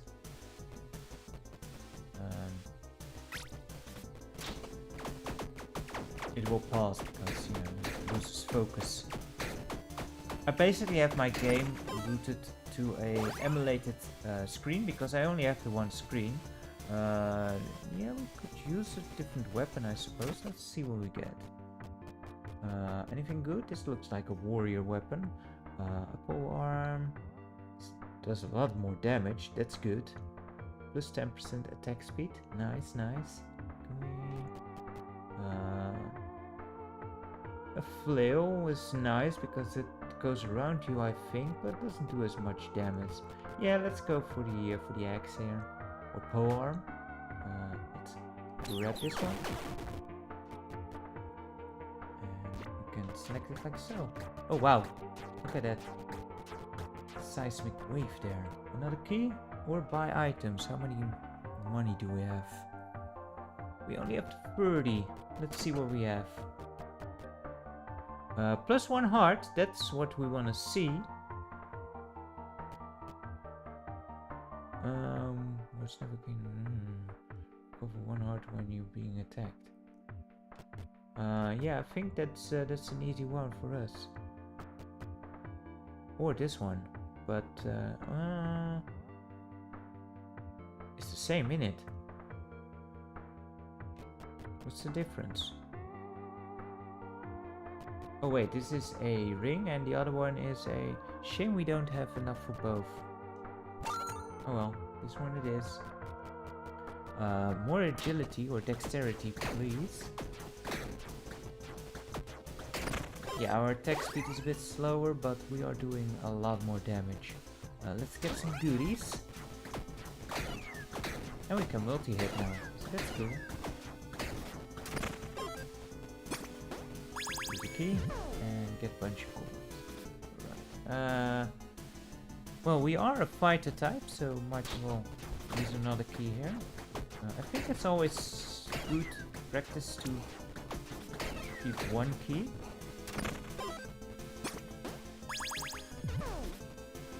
What's this? Nice damage there. Death Sickle always sounds cool. And it has a very high attack speed. Let's try it out. Oh crap! What do I do?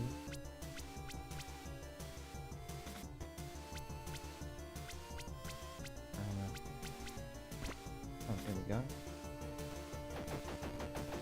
Oh yeah, it has a nice attack speed. I think there's also a way to actually show the damage. Damage 300. Okay, let's compare. This does a bit more damage.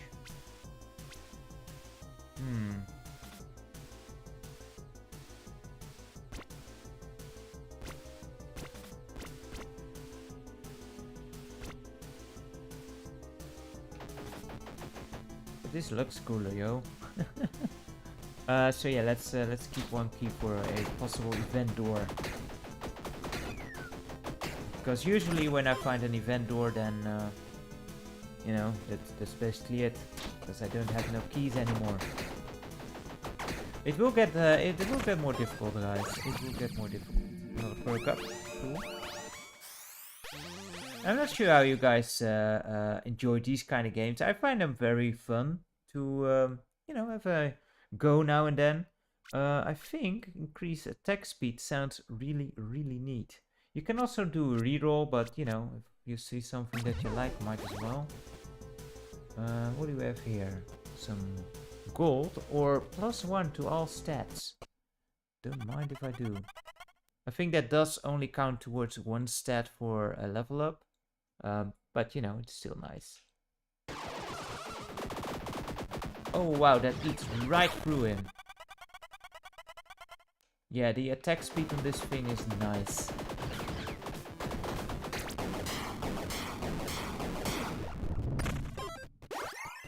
Cool.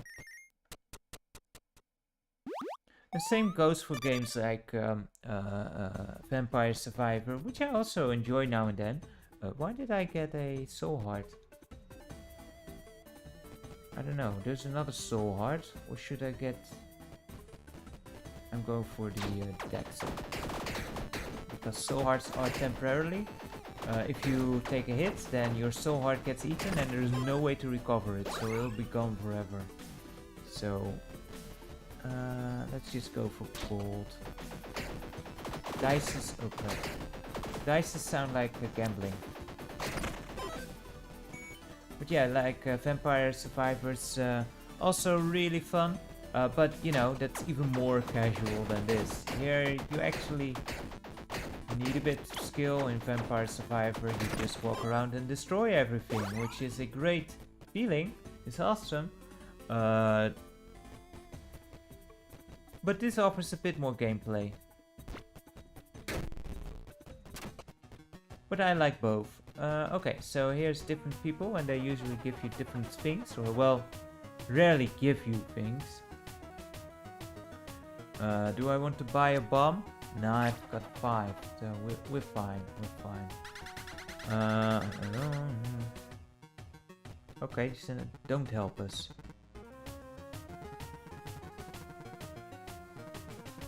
And that's also not a lot of help. Would you like to stay the night?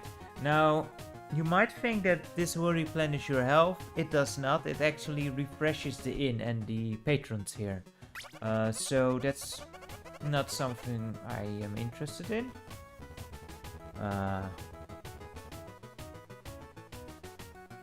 Repair powder? Nah, that's I think for armor, and we don't use armor. So why don't we just get a beer? There we go.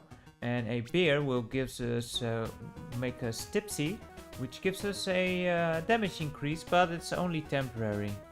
It only lasts for 10 rooms, unfortunately. I think you can stack it up to 3 times, which is nice. Buy items in shops or a ranged thing. Yeah, it's kind of weird how there is a tavern right in the dungeon, isn't it? Let's go for the shop, see what we have.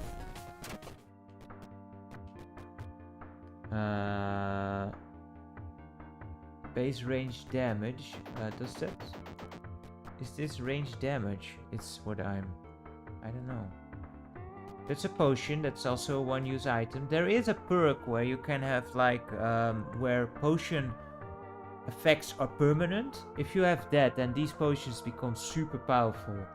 Otherwise, it's a key. I mean, keys are always nice. Is this range damage though? I don't know.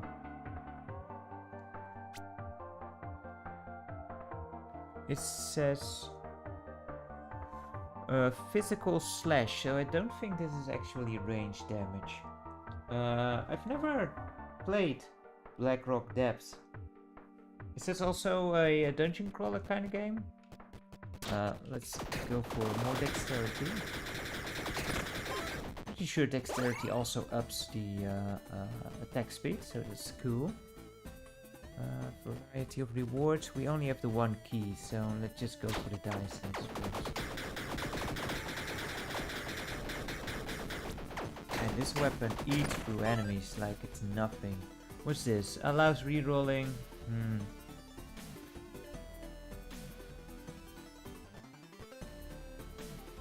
Ah, okay, yeah, World of Warcraft. I'm sorry, wow, World of Warcraft, I've played only very little of it, and it's been ages.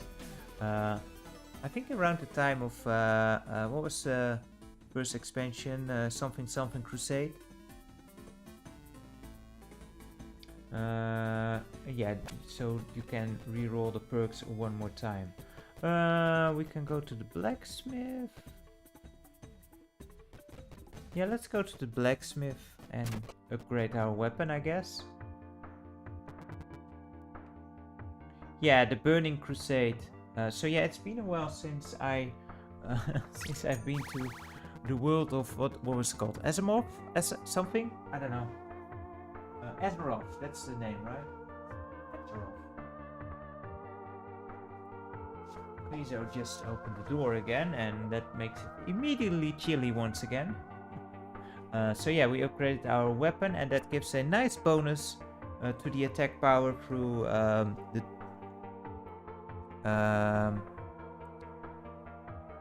through upgrade. Actually, it's not as nice a bonus as I was hoping for. And this little anvil will repair your equipment, but you know, our is not. Yeah, Asimov is more the science fiction type, isn't it? Me and words, man.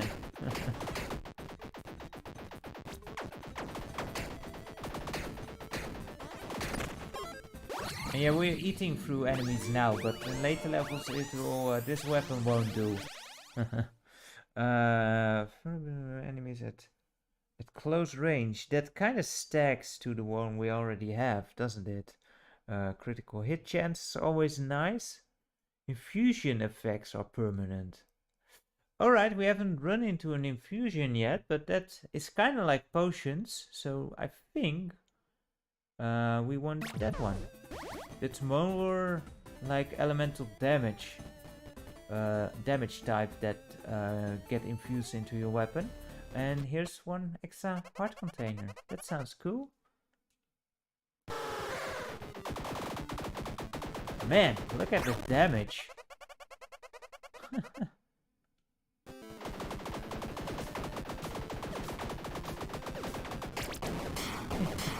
Not a chance. And we get a nice little boost of damage again, I think, because of that. No, it was attack speed that went up, right? But you know, that also. Okay, so seriously, if you want to go out the room, go out the room, but stay out the room.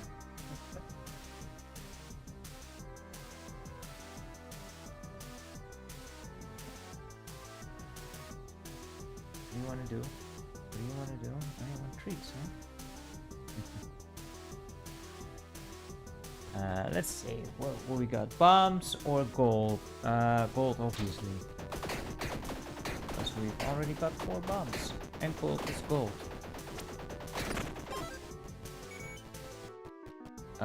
Should we go for another weapon? Yeah, let's try a different weapon. Because you know, these rooms tend to be pretty nice in the type of weapons they give. This one looks okay-ish.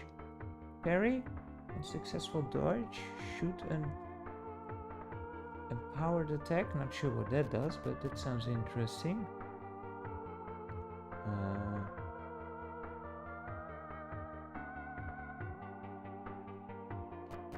Sounds kinda the same, doesn't it? An empowered attack after a dash. But this one is dodge. So I think I prefer this one, also because the range is... Oh no, this is 2 ranges. I think I prefer that one. Whoa, this one has a lot of damage. But... How does the scaling go? But yeah, the attack speed is super low. So no, I think I'm taking this one. I think that will serve us better. Let's equip that. How do I... Which one is that?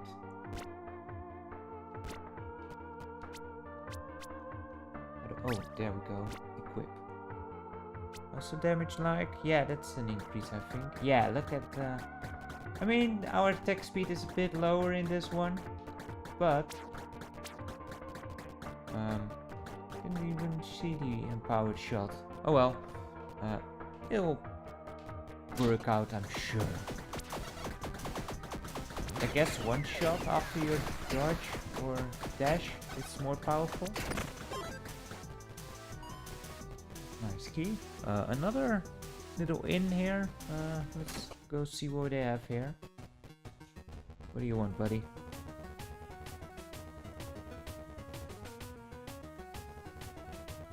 I have faith in you. Take this little token of gratitude. Thank you very much. What did I get?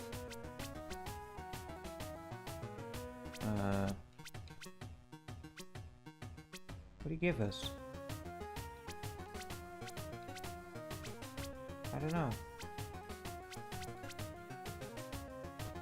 What'd you give us, buddy?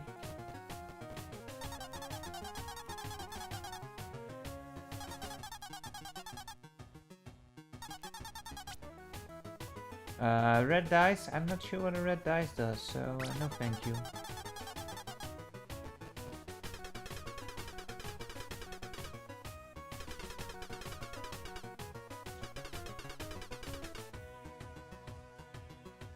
Also nothing. More repair power, not interested in that because we don't use armor. I think it's for armor. Would you like to stay? Nope. Want me to enchant your weapon? $30. We don't even have that, so you know that makes it easy.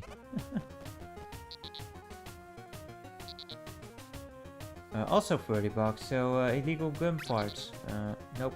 Oh, this turns out to be useless. I guess another drink on the house? Well, $10, but whatever.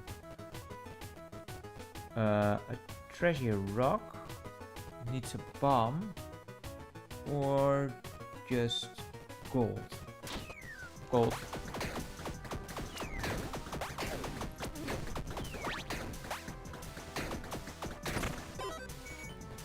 Yeah, and then things are starting to heat up a bit. Should we get the potion? I guess we can take the potion. We've got 4 bombs already. So, things are starting to get a bit more hectic, but not too much. I think I only got hit once so far. It's kind of surprising for me. Which is this? Increase damage by 20% for 10 rooms. That's good to keep in our inventory for a while. Alright, so this is kind of difficult. Do I want more strength? Or do I want the infusion? How much strength do we have now? Choices, choices, choices. I think we're going for the strength.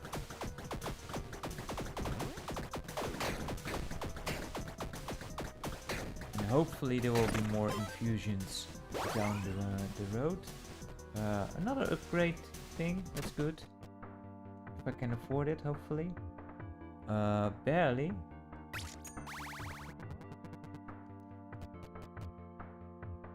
Sell things is good, because that gets us gold.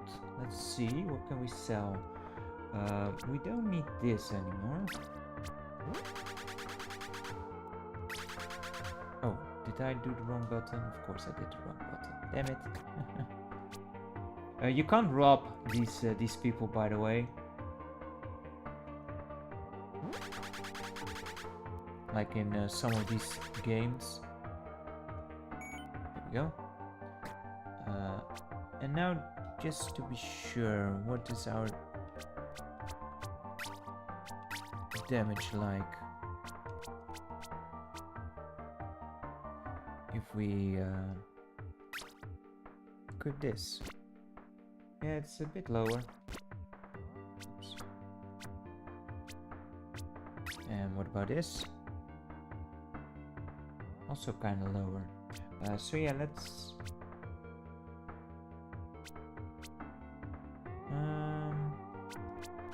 what do I want to do? The Death Sickle was nice.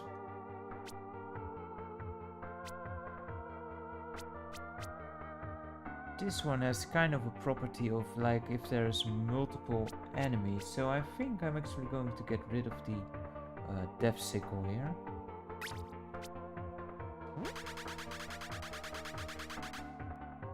$50, huh? I'm kind of wondering if this is a mistake. Whatever. Live and learn. At least we've got plenty of money now. But yeah, like this has this property of like crowd control. Do we want a ring or all stats? What do you think? Now we got 2 bosses.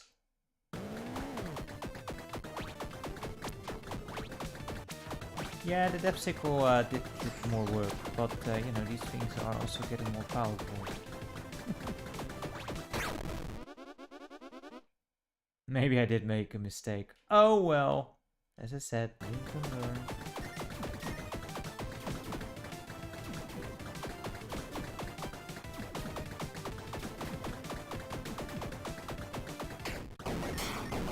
Yeah, so far I can manage still. This won't keep up for very long, I'm afraid.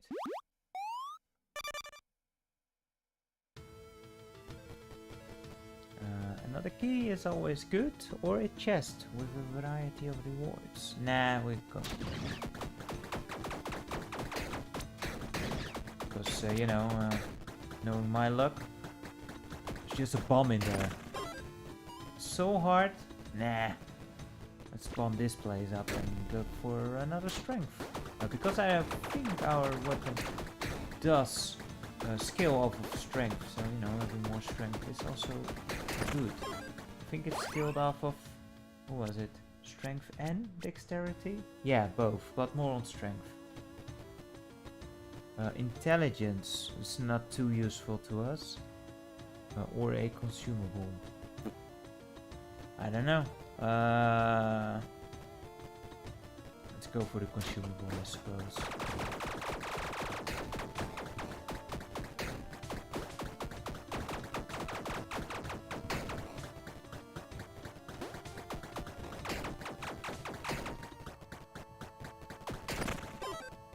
What's this? Purifying stone. Alright. Gets rid of 1 curse. So now if we get to one of those cursed shrines, we can take the buff and, you know, just remove the curse right afterwards. For melee fight, sounds good, I guess. Let's see what's in the box.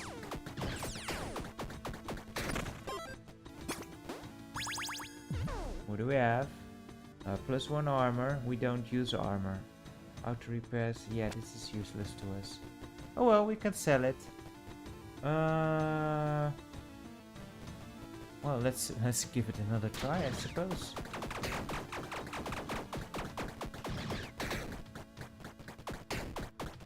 I think if you're the knight, then you want to play around with armor, but we've got the perk. Another one for armor, huh? Thanks. We've got that one perk that gets rid of all the armor, so, you know, it's no use to us. I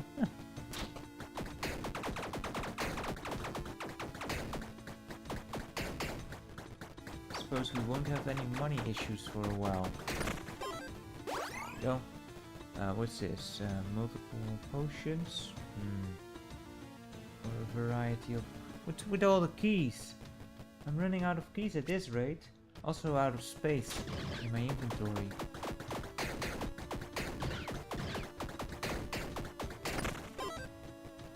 Should I use it? Anything good? Buy items.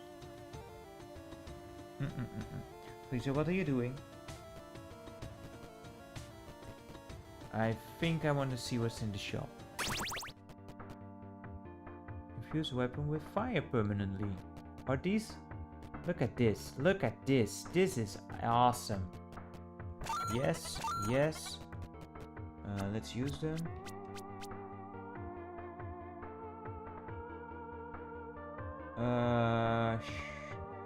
Should I use them on... Yes. I think... If I remember correctly, infusions are actually not tied to the weapon itself, but to... Oh, and we're out of money. Still ran out, and we can't sell here. But if I remember correctly, like these are just standard passives and not tied to the weapon. So if we change weapons, it will still be in effect. What the heck is this?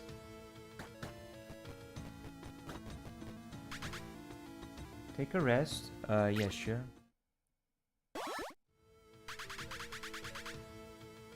Okay. That was of no use to us either, but which I guess the ring would be most beneficial. The accessory. No swings, dude.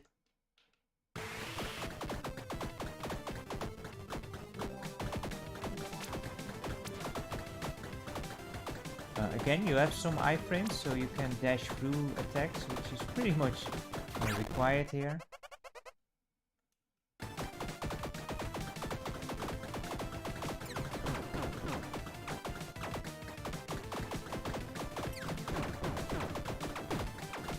Ran straight into that, huh?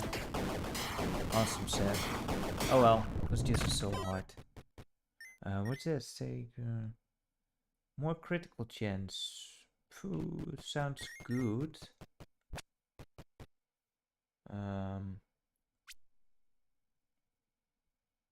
But bonus damage to enemies that are close range. That sounds good too, huh? That's 100% bonus. 10% critical hit chance. Let's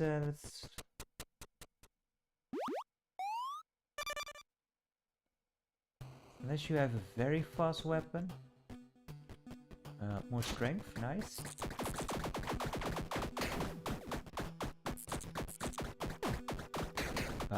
Excuse me, that hit me?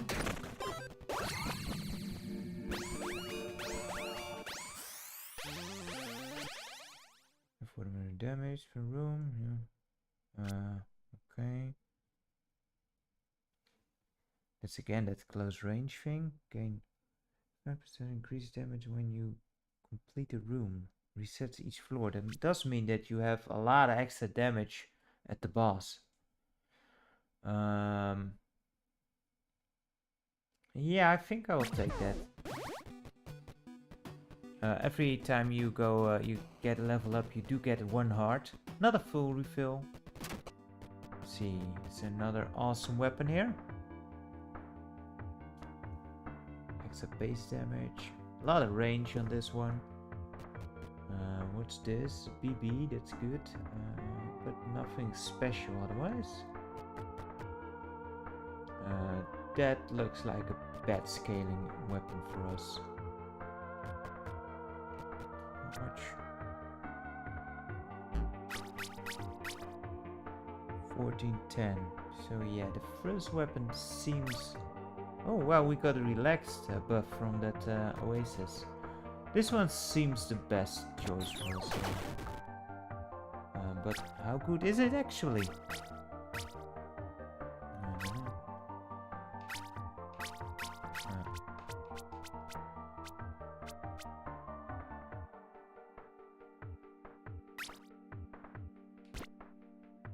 Not very good. Although it does have a nice... It is a bit faster. Just a bit. Yeah, and as you can see, the infusion effects do remain, which is nice. Let's get a bomb because I don't have a key. Yeah, and this goes right over enemies.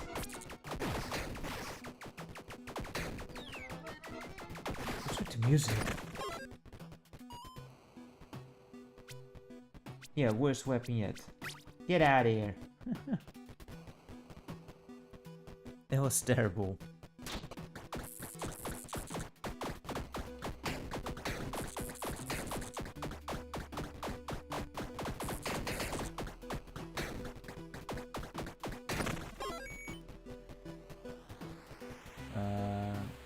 Upgrade? I think we are maxed, but no, might as well check it out. Yeah, can't upgrade anymore.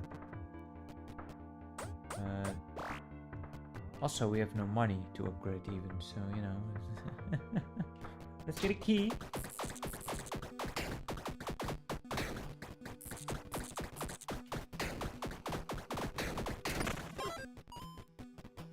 Cool. Yeah, let's go for that curse. Because we can get rid of it. And I think the upside is that you do get a permanent benefit.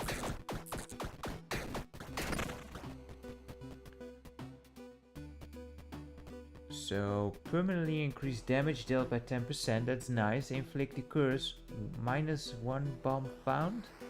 That doesn't sound that terrible. Might not even remove that. Let's get some gold, because we are getting a bit short on cash. Yeah, we've got 5 bombs, so I'm not really worried about finding more bombs at the moment. Sell equipment. Yeah, that sounds like a good idea.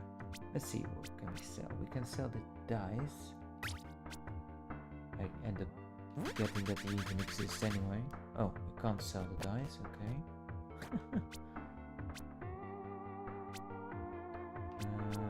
What else? Oh, that stupid weapon. Should give us a nice bit of coin, right? Get out of here. Only 12. Hey there, the Hobby Large. Great to see you. How are you today? We've gone through 1980X, and you know, it was so fast. I started up another game because I was feeling like stopping the stream yet.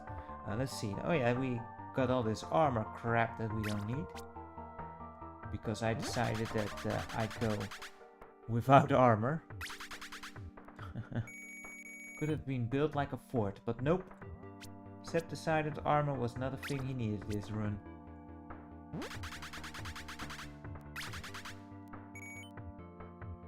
Anything else? No, I think the rest is all to keep. I'm not sure about this one yet. I mean, we can try it.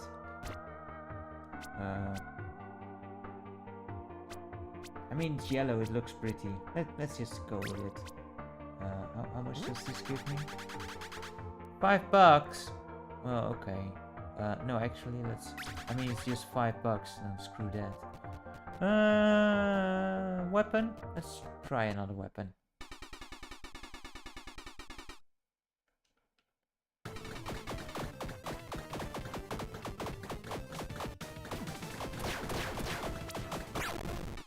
That was easy enough.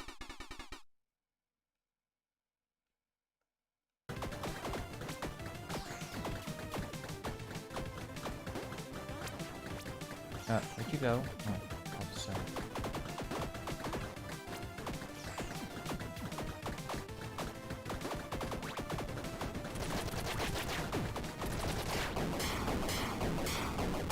Not so sure why I decided I needed to walk through those bullets there.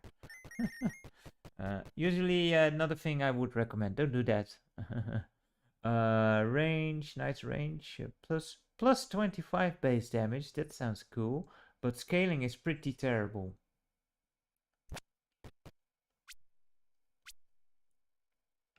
So I don't think this will do us much good. Nope, that like effectively puts our damage output in half. So yeah, let's not do that.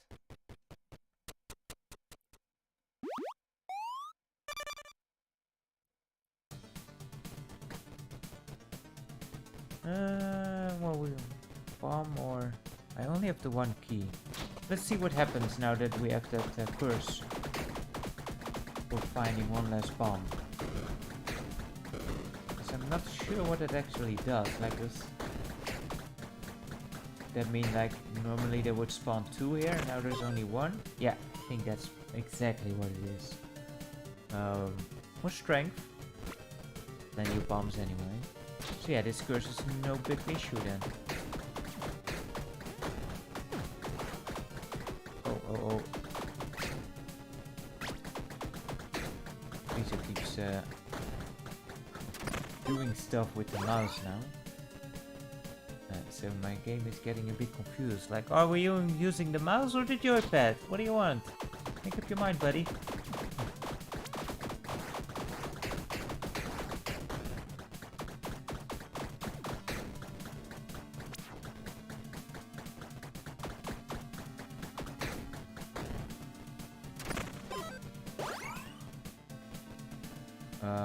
Ooh, not a key or agility or dexterity.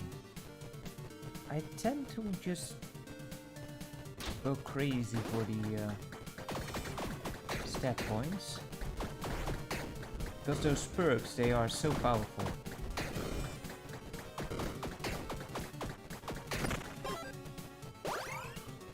We still got a bit to go, so one more strength. Although intelligence really doesn't do as much good, so you know, I might skip those. Unless it's one that would take us over the edge. Wow, all the stats all of a sudden. Wouldn't mind a bar right now because we are almost dead. Could do with some healing. But again, healing is really stingy in this game. There's barely any. Every third primary attack deals double damage. That sounds cool.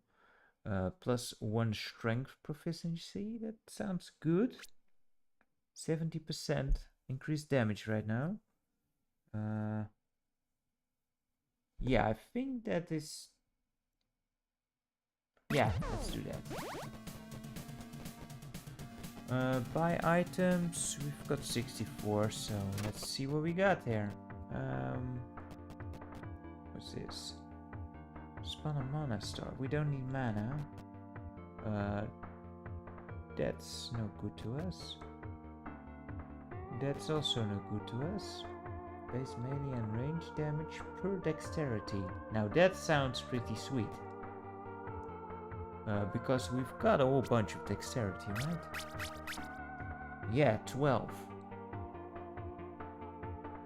So that yeah, that sounds pretty cool because it's base, so all the multipliers go after that. Yeah, let's get that.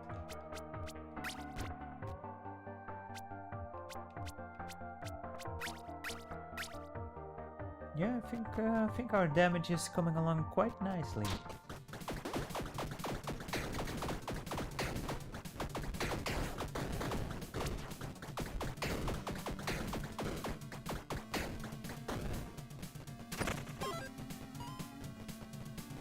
Another key. Cool. Don't mind if I do.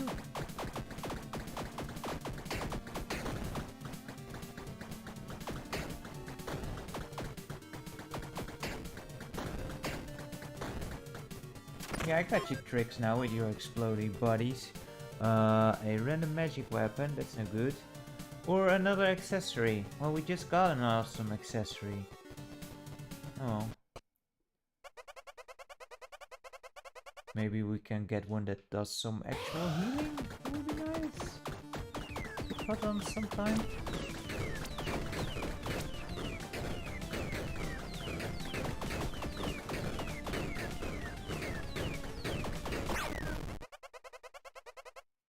Take that, Phoenix man. Oh crap. Whoa!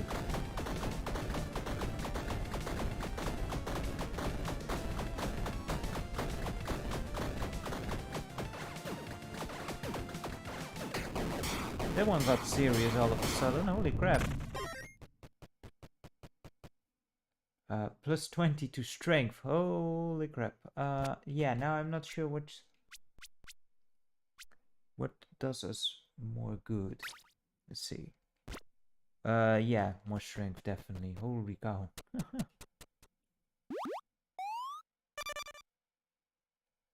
That's a big boost. These signs basically don't, you know, they give little hints. They don't pop up on every floor. Another key? Sure.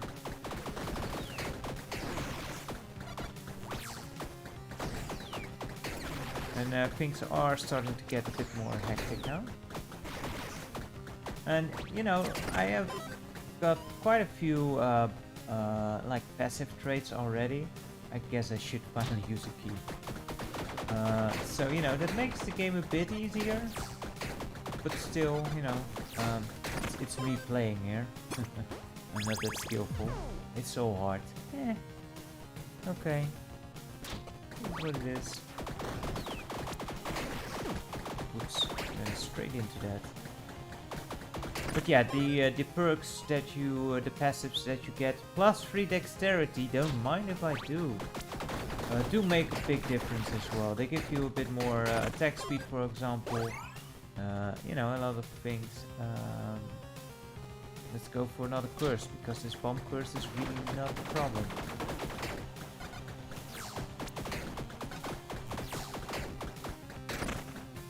What do we got? +5 enemy health, even that is not too bad. Attack speed by 10%. That is nice. But yeah, let's get rid of that curse, I suppose, because more health, especially on the bosses, is kinda eh. You know? +3 strength. Holy cow, we are being nice today, game. And I think there's perks to like lower the prices in the shops. Did that actually give me a heart? Nice. We can't upgrade the weapon anymore. So perhaps we... right? Yeah. So perhaps we can find a better weapon. Although this one is doing some work. What's this? A flail? Nice, but I'm not sure what's better.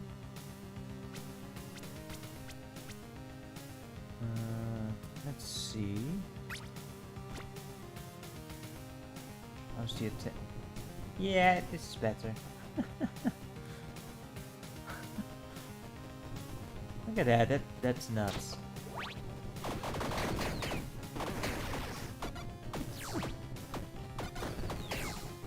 I mean, it has a bit less range, I guess, but it's a whirlwind of death now.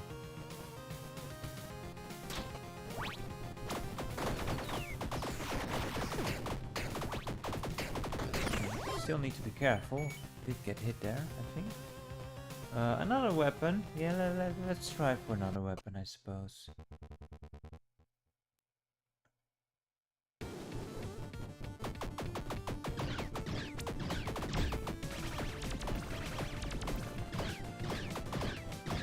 And because of our infusions, there is some dot attacks, damage over time as well, applied on him. I think fire. So, you know, even if we don't make contact, we still take some damage.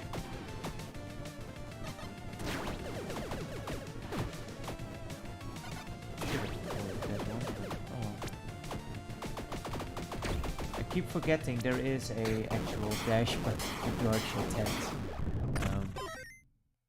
Why are my hearts green? Am I poisoned? Is it good? Wow, this one is a star for strength, and we have that +20 strength. So this is going to get crazy now. Hopefully the attack is half decent. Let's test this out. Yeah, that's pretty crazy damage. Kind of a weird attack.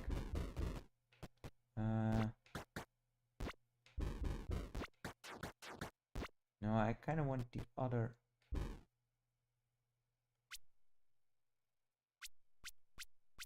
Let's see, how do I do that?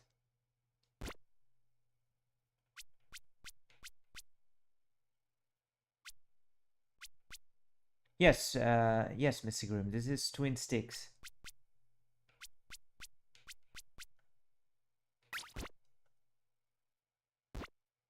Let's see, there's this and there's this. Yeah, now I can switch on the fly. So this is for like one enemy, and this is more of the room clearing thing. You can also play this with the mouse, which I suppose also works well. I just, you know, I preferred like a twin stick shooter. Yeah, I think I'm poisoned. Is that good? Whoa, whoa, whoa, whoa. Easy there, buddy. There's quite a few of these kind of twin stick shooters, roguelites, which I really enjoy. Should we try another weapon? I guess. Yeah, I think that's the end of the poison now. Finally, we're almost dead, but whatever. This also...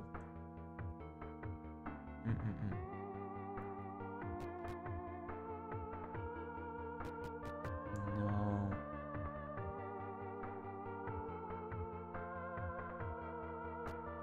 Maybe?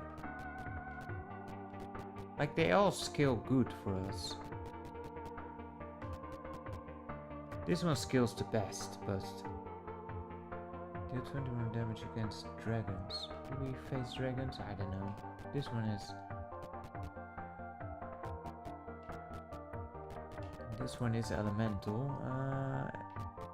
And shoots a bit faster. Let's try this one. Oh, we're full. Dang. What can we drop? Let's drop this. I do say the controls are a bit weird on the controller. And not all the menus are as easily accessible, so you know, it makes sense to have the mouse at hand at all times still. I think basically every weapon will scale nicely now. Yeah, they all have the store now. That's weird.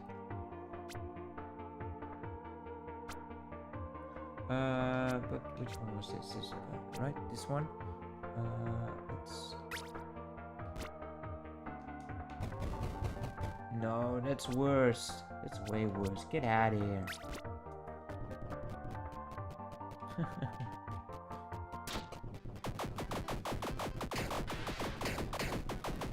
Stick with my whirlwind to death here.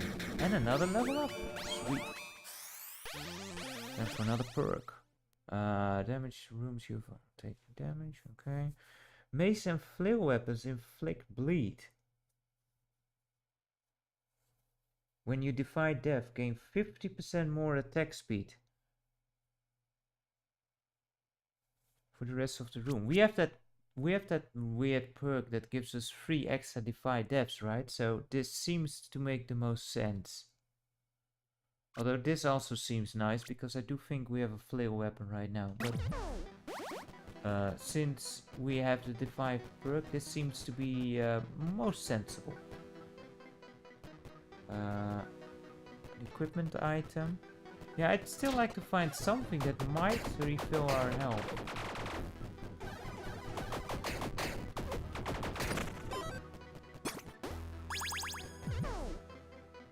Base damage per strength.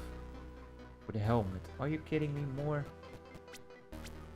Oh, and we had this thing. Yeah, we don't need this. Sounds much better. Yeah, we're getting a bit, just a smidge powerful here. Hopefully there's a healer here. It's the farmer man. Oh crap! I did not want to buy your stupid dice. Enchant the weapon? Maybe. If we've got money left, because there's no enchantment on this weapon yet, right? Nope.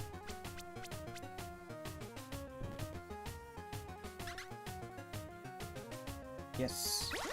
Healing. Nice.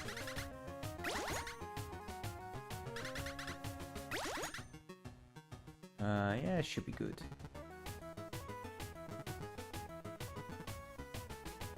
So yeah, do enchant our weapon. See what we get. Hopefully something nice. 10% damage. Yeah, I'll take it. I'll take it. I guess attack speed would have been nicer, but whatever.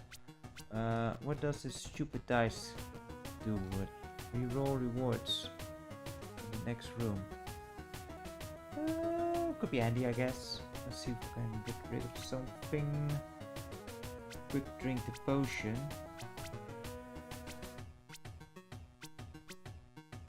Or we can just get rid of a...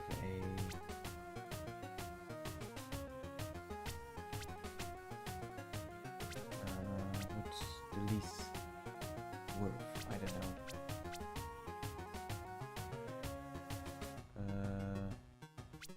Let's just get rid of this, I guess. Let's not dwell too much on it. Let's get that, and let's get to the question mark. Just watch how there is another one of those oases here. Oh no, this does not look like an oasis. What's this? Examine the shrine. Yes. Repairs all armor points. That's useless to me. Oh well. Oh, I got lucky there. Medium amount of gold or a key? I think a key would be good. I can't ever have enough keys, you know.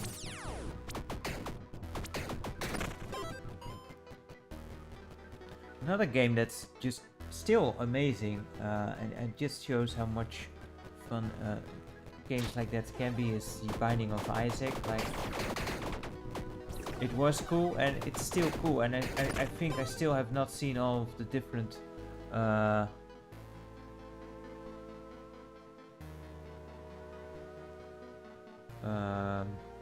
that sounds more useful than the... Ooh, a heart. I like a heart. Let's get rid of... let's get rid of this one. But yeah, The Binding of Isaac is still such an amazing game, and I think I still haven't seen all of the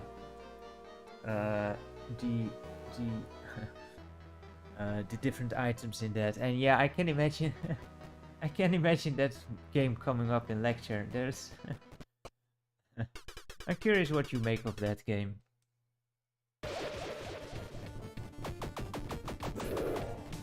I don't think there is a very big implied meaning meant with it.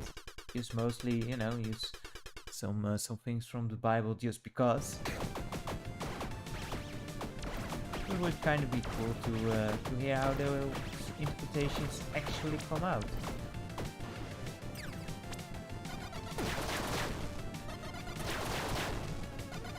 It's very heavy on its well. I don't know how deep it goes, because obviously it's not my expertise, so I can't say too much about it, to be honest. I'm just curious from someone who actually does know what they're talking about when it comes to theology, how much that actually resonates with biblical tales.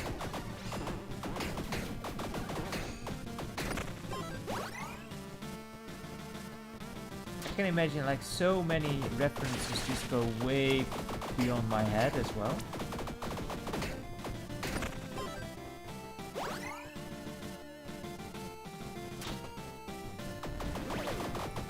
But it's, yeah, you definitely should in general, because it's just such a fantastic game. Lots of fun, lots of different kind of quirky things, and you know, it's gloriously gross as well. Which is let's go for maybe white beer here.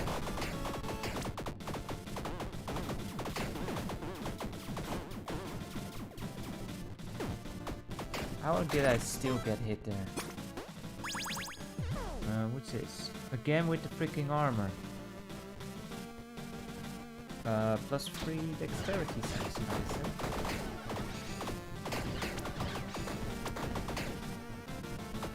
yeah, the Hobby Lodge. This is a fun little game.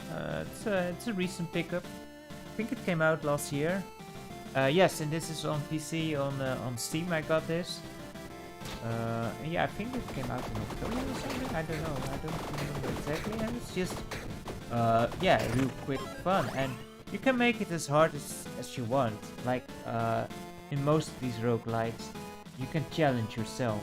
I'm almost dead. That's no good. But there's health here. There's also more stats. I need the health though. 9 covers 1 health. Applies a random and enchantment. I don't need that. How much is this? I can take the 1 health. And then I cannot take this anymore. Nope. So let's take another health, I guess. Do we eat it? We did not.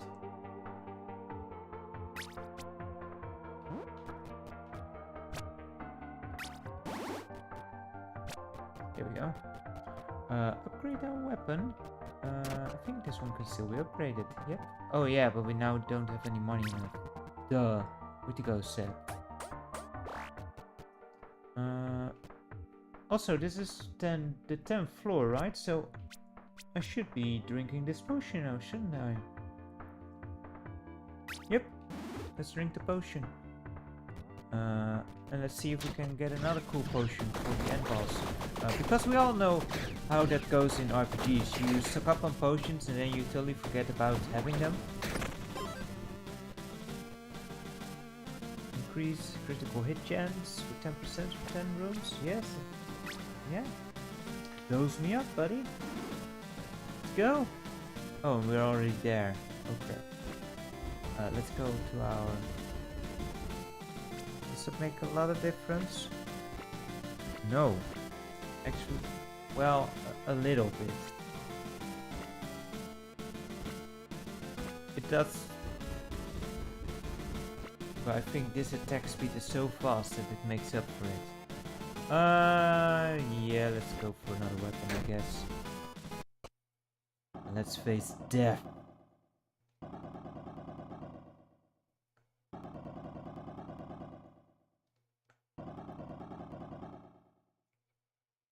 And we don't have much life, and this dude is rather difficult, but we can defy death. Pun intended here, I suppose. 3 times, right? Because of that perk, so we should be good. Well, not like that, jeez.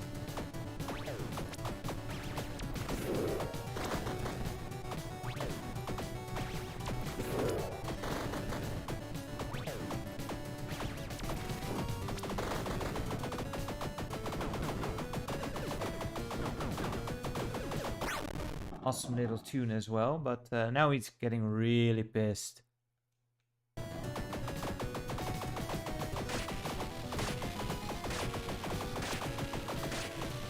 Out of there, dude! Whoa. He's fast, but not fast enough. Cool weapon, cool weapon. That's a crappy weapon. Oh well. To freedom! Yeah, that weapon is ridiculous indeed. Uh-oh. Are you kidding me? We came this far. Let's go, buddy. Oh. Nope, we can't. We dead. There's no escape, I guess. And yeah, that's basically how the game goes. You get your souls back, you can buy new characters, and you can just spend those. Oh crap, what did I do? Oh no. No. That's why it's an issue when using emulated monitors. It gets confusing real quick. So yeah, you can use buy extra perks here. Deaths are permanent, so if you want to play on, you have to start all over again. It's a roguelite like that. But you can like strengthen up a bit, get some perks like you know, like the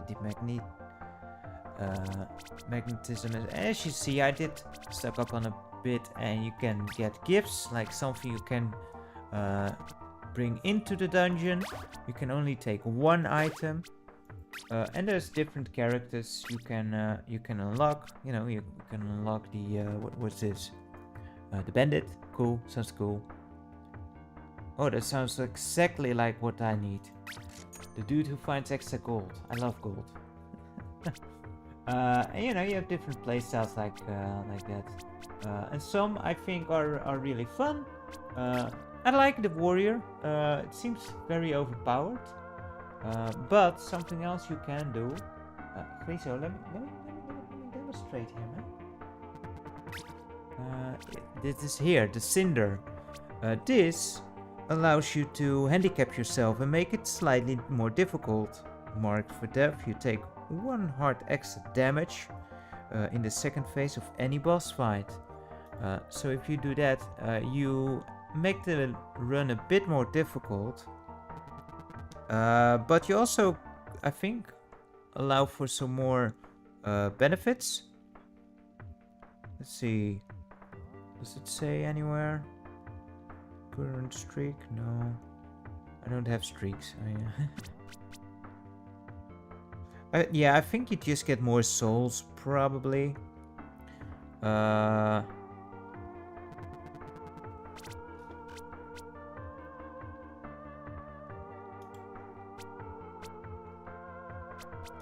that's basically how Hades works as well. How do you unlock this? You cannot run high scores. But yeah, as you see, I have not delved too much into this because I tend to suck. I just, you know, it's not too common where I have a run where it works out like this. With many of these games, you do need to just be lucky in what you find. And souls are just a meta currency. It's what you use to buy new items, new characters, and new perks here. So like that, you can just buy stuff. And I'm out of money now. I'm out of souls. I think in rare occasions there are also NPCs in the dungeons that use souls, that ask for souls for gold. But there are not too many of those I have encountered. I haven't seen everything on this game yet. But it is a very fun game, I find, to just have a quick play at. Anyway, there was just a quick little something as an added thing. Which did take a while still, because it's not the shortest game of this kind. Like the Binding of Isaac usually doesn't take that long. Let's give Freezer some milk. I'll be in big trouble because this is actually the last packet of milk I have.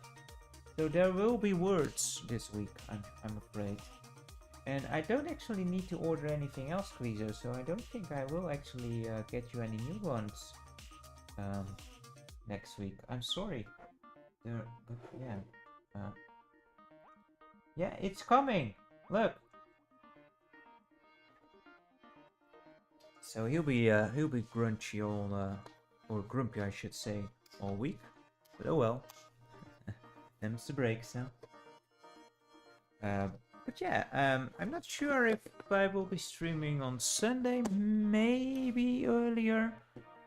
Maybe not. I will see. I'm not entirely sure yet. We'll see. We'll see. But next week I hope to finally play that other game. And from there I actually want to do the rotating thing where I just have the wheel decide what kind of games we play, and then have a poll up on the channel on which of the chosen games we actually play. But you know, that's for next week. First I want to play through that other game, which I'm glad I did not play today, seeing how poorly I was doing before. Because that game is quite tough, and you know, that's the one advantage. I get to kind of practice it a bit more now, and perhaps actually see the good ending in that game, because there would be a feat to do it on stream at least. But yeah, I do look forward to that. It's a lot of fun. Also got recommended quite a while ago, and I loved it. It is called, let me see if I can rename it out of memory here. It is Cursed Castilia. That's the one. Cursed Castilia, I think it was first named Melida Castilia, which was a freeware game, but on Steam there is a, well, on other platforms as well, by the way. There was a re-release with added content, and it's a lovely Ghosts and Goblins little homage, and it's a lot of fun. Has a very big arcade feel as well, and a Sega Genesis for some reason in particular feel to it. But as it isn't homage to Ghosts and Goblins, it is really tough, but much more forgiving than the originals.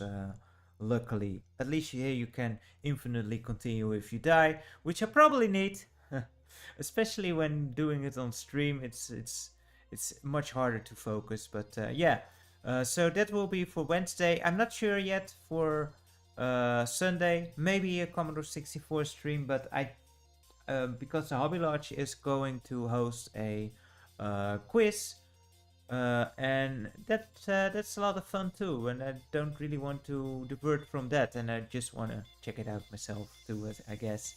So maybe I will opt to do it earlier, but I don't know yet. Probably I will skip the Sunday because it's only once a month that Hobby Lodge does that. So anyway, for now I'd like to thank you very much once again for watching. It was a lot of fun. Had a great time playing these games here, and I hope you enjoyed it as well. At any rate, thank you so much for hanging out again, and I hope to see you next time. Until then, take care. And for now I say bye bye. Good muzzle.